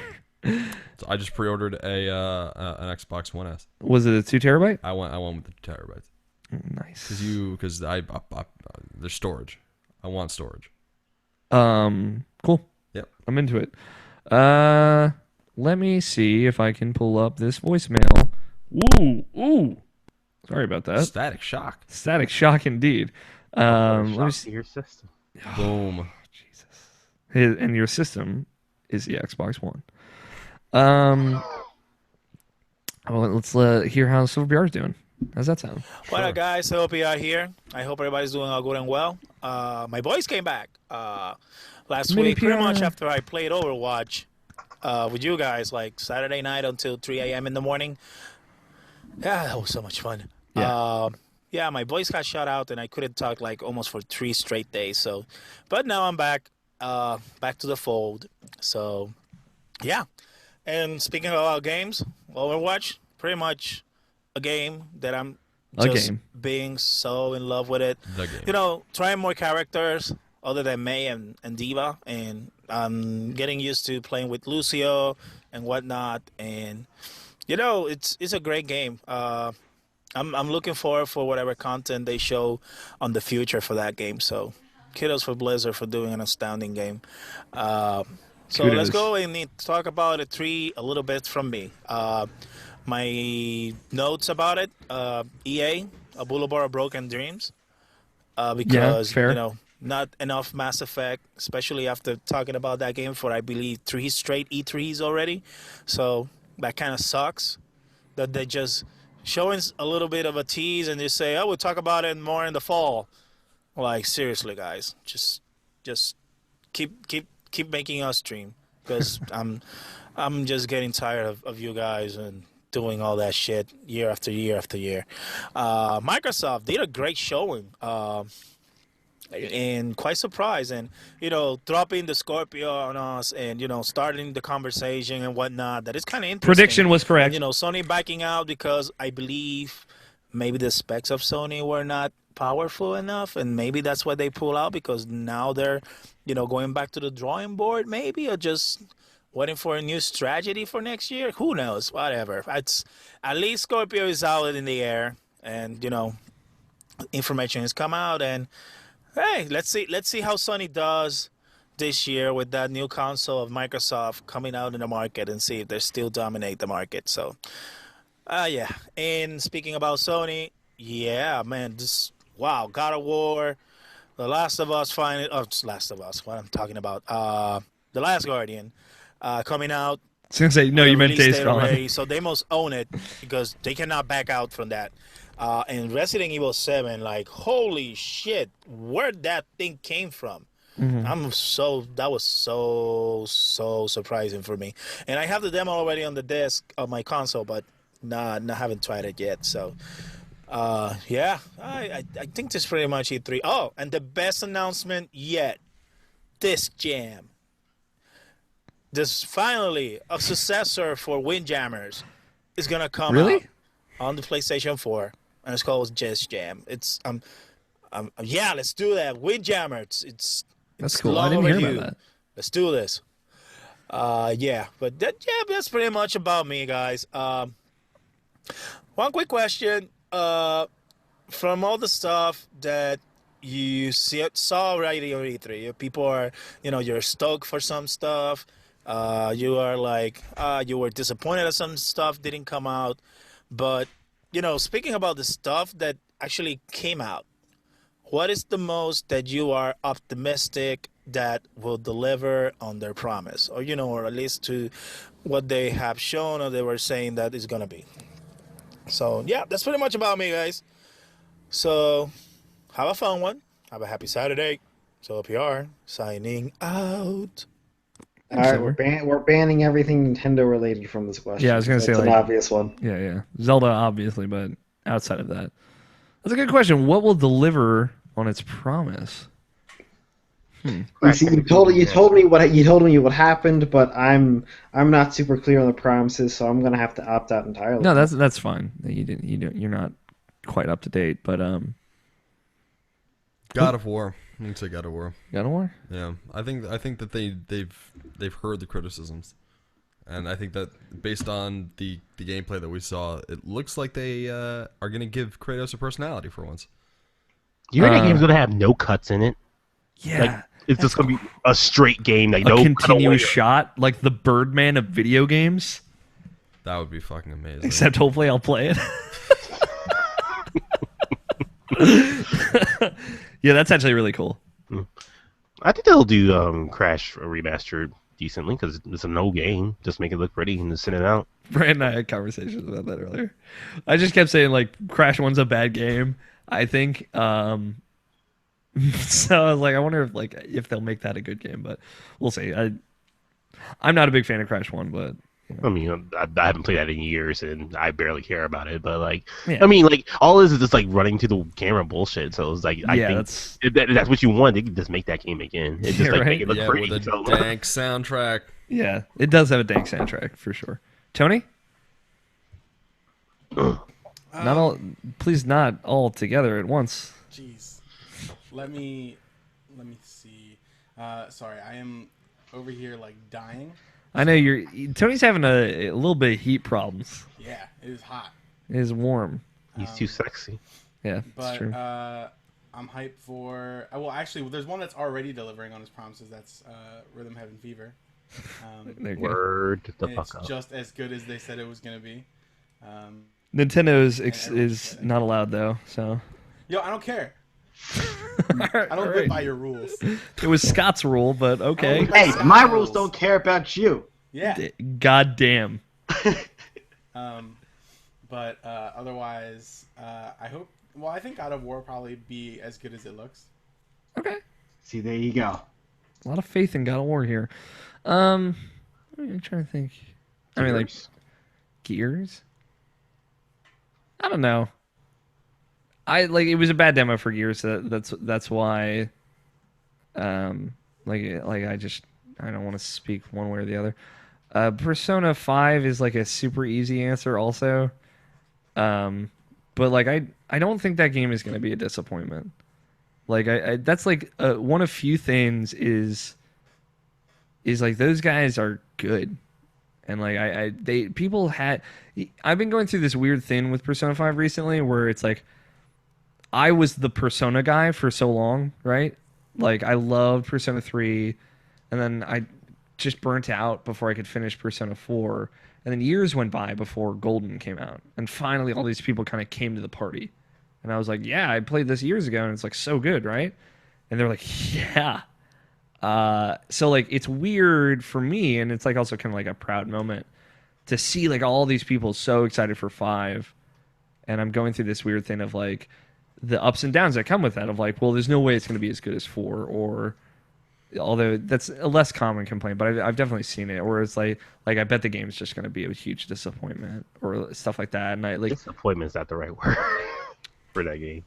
what do you think is the right word? Um, I think I think that game is like just potentially just either it's just gonna be good, but it might not meet the same level as far as like emotionally, maybe like for some people, but like I feel like there's no way it can't be at least a good game. Yeah, for sure. I think it will hit that though. Like I have faith in them to iterate in a way like that we don't expect, right? Like they do stuff that other people aren't doing. Um, and I think they're really smart and they know what their weaknesses are, but they beyond that they know what their strengths are.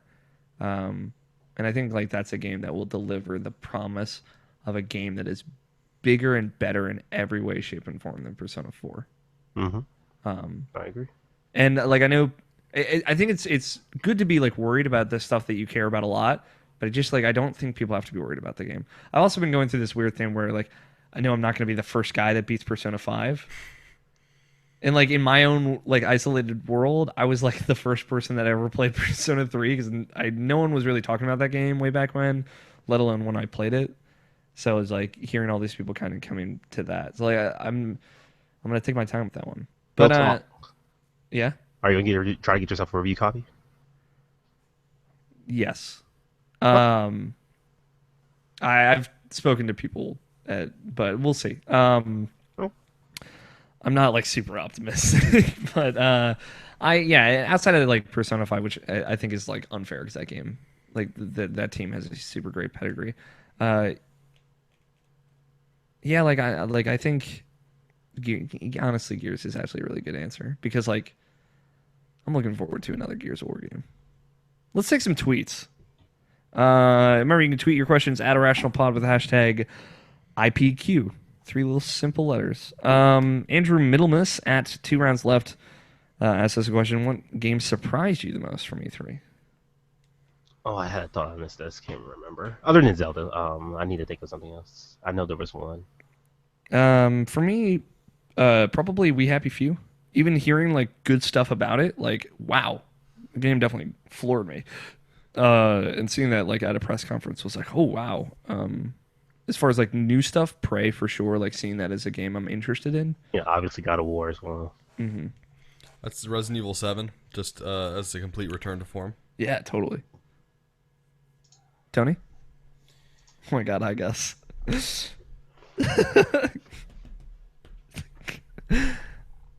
Yes, guess that's the microphone. Tony? I was distracted by Cat. What was the question? What game surprised you the most from E3? Surprising game. I predicted all of them. No. Probably, like I said before, probably Battlefield, or rather Call of Duty. I just didn't expect that I could be interested in one of them again. One Yeah. of those 2 games. Yeah. Well, no, I actually don't really care at all about the Battlefield game. You just forgot Call of Duty's name. Pretty much. Gus is freaking out right now. Yeah, I probably would. I definitely would say Zelda for me. It's, I don't know, man. Like, It was real impressive. yeah, like I got really into it, and And like I said, I'm a casual fan of Zelda. I'm not like really into it. Like I play all the games that come out for it, but I'm not like obsessive with it. So I don't know. That it just really impressed me for what it was. Yeah, no, that's fair. Sean Donahue at CNJ_Sean from Comics and Joysticks podcast, which I've been on multiple times. You check it out. He says, was this the best E3 ever? Are you guys stoked for the new Zelda? I feel like we've spoken enough on the Zelda topic. Was this the best E3 ever? I don't know why. I don't know why I feel this one is so good, but like It's real good. It felt more focused more than it's ever been before. And maybe because there was a less attendance and they had to bring the A game, but like it's a really good showing. Like Yeah. probably like other than the year where the PS4 got announced with Kingdom Hearts and Final Fantasy 15, renamed to Final Fantasy 15 from Versus 13. It's been like a really good E3. I think it's the best E3 like all around, not just one conference or like multiple conferences. Sony did a good job and Microsoft did an amazing job. Yeah, I don't know. I think it's probably one of the better ones. For sure. In the better ones. I think it might be a little too early to say because it's hard to see kind of like the kind of fallout of this kind of stuff. I feel like that's a big part of E3 and what it does and how it affects the industry. Stuff like, but you remember like stuff like what's that card game that Microsoft announced? Phantom Dust, like will get announced at an E3, and it's like, oh, like they're pulling like this crazy thing that a lot of people are excited about, and then it's just quietly canceled later, and we never talk about it again. Or Sony shows like something like Rhyme, that really cool indie game, and like that's just like gone. It's disappeared off the face of the earth. So like I think it's safe to like wait a few months and maybe like see how the effects of this go and like where the conversation is in a little bit. But definitely like first showing. First brush, super fantastic. It is definitely, this is very focused, and it was a good vibe, good feeling. I feel good after this. Phantom Dust is coming back, by the way. It's coming back? They're instead of making a whole new game like they were going to do, they're just gonna remaster the old version to an HD version. So all right, well, okay, fair enough. JC Ramirez at Silver PR says, what Brandt Ranj fever dream made a video game? What Branch fever dream made to a video game would look like? What would that look like? What would one of my fever dreams? Yeah. It would hashtag IPQ, hashtag Kojima. oh Jesus. It would be a podcasting sim that comes with a microphone, and you just have to podcast with people. That's it. That's my fever dream. But none of the people exist, and at the end, you realize you're dead. There Fuck. you go. There you go. Here's your fucking fever dream. And you walk through a hallway for 45 minutes. No, it's 30 hours. It's Final Fantasy 13. Oh. So you walk through a hallway while podcasting, and then you realize you're dead. It's crazy. That's pretty good. Yeah, it is. I would think it's definitely... No, that actually is all right. And I'm the main character. It's a Brandt Ranj game, but I'm the main character. But then I realize I'm dead. It's all happening inside of your head. Twist. Thank you for sending your questions in. If you'd like to be a part of the show, not only can you tweet stuff at us, but you can send us an email at mailsack@irrationalpassions.com or leave us a voicemail at 404-590-1337. Standard long distance fees do apply. You can follow each of us on Twitter. I'm at AlFighter27, which spells just like it sounds. Scott is at WUTTEHCHUZ. That's what it chuz. Send me your questions. Find out if Scott really is Bloodworth. Nabishin's at NABESHIN186. That's Nabishin186. And Gus is getting caught on my camera cord, so if that goes out in a second, we know what happened. And Tony's at Tony Horvath. There's golf camera stuff. I'm sorry. Gus is amazing. Gus is amazing. He's so fat. Follow the site on Twitter at IrrationalPod. Follow Brandt on Twitter at BRanj. RNJ, the B in front of it. BRANJ. My cat is genuinely stuck on my camera cord. And some other stuff, rate and review us on iTunes and Stitcher. It helps us out a lot. Check out the VG Evo podcast. Sorry, this cat. Which we are a part of, and check out Malicious Pod X. We'll get to it in a sec, but in this in VG Evo just hit their 400th episode. We're streaming over twitch.tv/Rational Passions weekly, and we're dropping hot Let's Plays every weekday on youtube.com/Rational Passions. You can watch Brandt and I play some stuff soon. Again. Oh, goodness. And tell your friends. Word of mouth is the best way to spread the love. And if you miss that love, everything else is on irrationalpassions.com. Brandt, if people want to hear more of you, go to businessinsider.com and just type in my name. It's just torrents of stuff will rain down upon you. Torrents? Yeah. I think Business Insider, my author page is the first thing that comes up when you type my name into Google. Cool. Yeah. Brandt doing work. Yeah. Nabshin kind of started this last week, but a weekly shout out. Send some love to some of our awesome creators out there, our friends. Yeah, like one of my favorite shows there, and some of my favorite people, Christopher Riccio, Travis Baum, Jeff Chorney, and sometimes Jason A. Stryker, are having their 400th episode right now. Interactive Distractions, big people who inspired me to podcast and like this get deeper into video games more than I ever had before. So like I just wanted to give them a special shout out because they're one of my favorite people. Yeah, all of them, save for Travis Baum, have been on this show as well in the past, though we need to cycle them back through again for sure. Great show. One of my favorite shows like before like I started IP was definitely Interactive Distractions. Even if Interactive Distractions and Irrational Passions sound similar, I can assure you they're different and came from different places. Love those dudes. Also, I mentioned it earlier, but I can't, like, after this week, I can't not shout out Easy Allies. Just thank you to them for being fucking beautiful, beautiful snowflakes in the world of just, like, positive dudes that just are happy and positive and fun and make me remember why I fell in love with video games. They remind me of the Alex O'Neill that was so excited about Super Smash Bros. Brawl that he anxiously started a website that was just like rehashing and writing out my reactions to each of the daily posts that they would do on the Smash Bros. Dojo. Like, they remind me of that me, and I needed that reminder this week. So, shout out to them as well. That's the show. I think that's it. I think that's all she wrote. Thanks for having me on. It's a pleasure to be on here. Brandt, you're always welcome on here. Okay. God damn it. No, thank you so much for coming on, Brandt. Oh, it's always a pleasure. And for hanging out like a cool guy who does cool things. And I love rapping with y'all. You about to drop some hot beats? Nope. Your mixtape? Is it straight fire? Yeah, just turn on the fireplace and there it is. Burn. That's the show. Thank you so much for listening. We really, really appreciate all of your support and love, and we love you all. Thank you, Scott, Tony, Nabashin, and Brandt, for joining me. I love you guys. Winky face. Love you too. Winky face. Winky face. Thank you, Danny Wiesner, for our opening music of Two Player Co-op and our closing music of The World is Saved.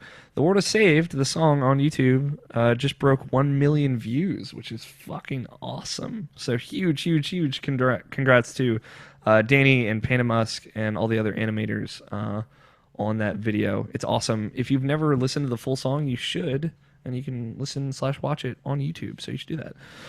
And that's all I got. Thanks for listening. I've been your host, Alex O'Neill. Play your games, stay rational. We will talk to you all next week. You want to talk about some titles? I want to talk about nothing but titles. Also known what as... about Nothing But Titus from Final Fantasy? Don't you mean Titus? Titus. Well, I mean, he doesn't exactly exist, so I mean, there's not too much to talk about. Yeah. Whatever, man. X2 made that canon. Made that I shit guess. canon. I don't know. No one knows. I have no idea. I'm sticking with it. Sticking with my mispronunciation. So, What do we got? we got Scott's voice sounds like keys. Brandt's inside business. Shh. Scott. I know. That can't be the title. I feel like Marcus Gold Star. No Branto. Donkey Kong 64. What a game. Shugi Miyamoto. you said that. Hey, listen, don't fuck with my file. At least 3 Donkey Kongs worth of content. Weed 3 and all inside like it's J.C. Penney. Oh my god, Weed 3 is real good. But that's such a GB call. It is. No shame, my friend. No, I shame. get it. I like what they do. Weed 3 is solid. Fuck, man. Hey, listen, don't fuck with my file. It's real good, though. I like at least 3 Donkey Kongs worth of content, though. I think the reason why Hey Listen Don't Fuck With My File is so good is because it was a conversation about Zelda and has a Zelda reference in it. Yeah. That's what makes it so clever. Yeah. You're welcome. Hey Listen, don't fuck with my file. Hey. Hey Listen. Hey, listen. We don't need... And that, it's all about Shiggy. Shiggy's in there.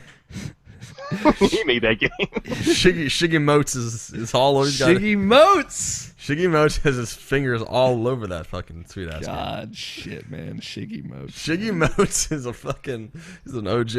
He is, and he sounds like one. Yeah, no. I'm just saying. It's what I call. He's a close personal friend. Shigeru Miyamoto. Clearly. Nabishin? Hey, listen, don't fuck with my file. Scott?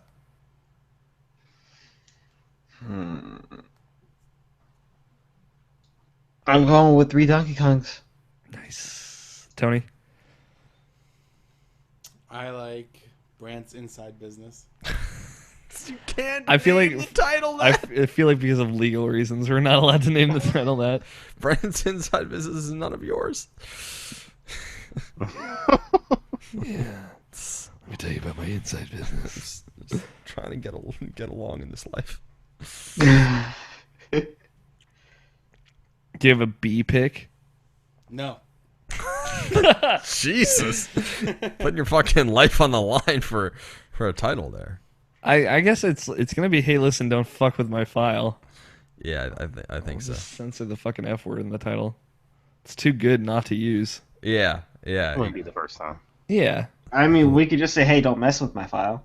No. Don't No. compromise our art, Scott. Don't censor this podcast, Scott. What is this fucking at Tokyo Mirage Sessions?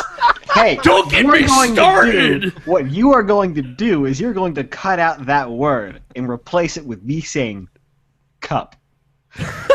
When we do this title, At least 3 Donkey Kongs worth of content.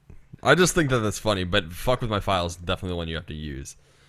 At least 3 Donkey Kongs. At least 3 Donkey Kongs worth of content. Who wants to do the title?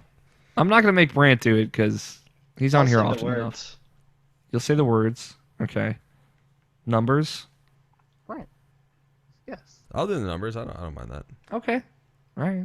And I make the guests do it all the time. But... What 282. 282? Do you remember what to say? Do you need me to write it down? Oh, you could just tell me what to say and then I'll say it. You're listening Then to say it. You're listening to Irrational Irrational Passions episode number 282. Irrational Passions podcast. You're listening to Irrational Passions podcast episode 282. Yes. Hey there, fellas, folks, and ladies. You are listening to Irrational Passions podcast number 282. Hey, don't fuck with my file. Hey, listen.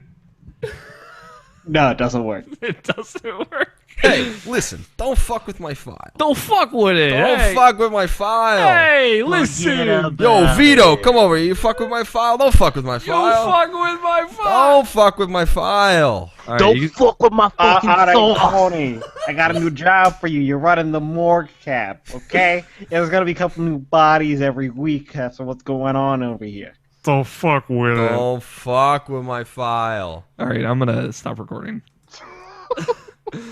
The video camera also popped up because Gus pulled the camera tripod down when he pulled the cord and popped it off to get his fat ass over it.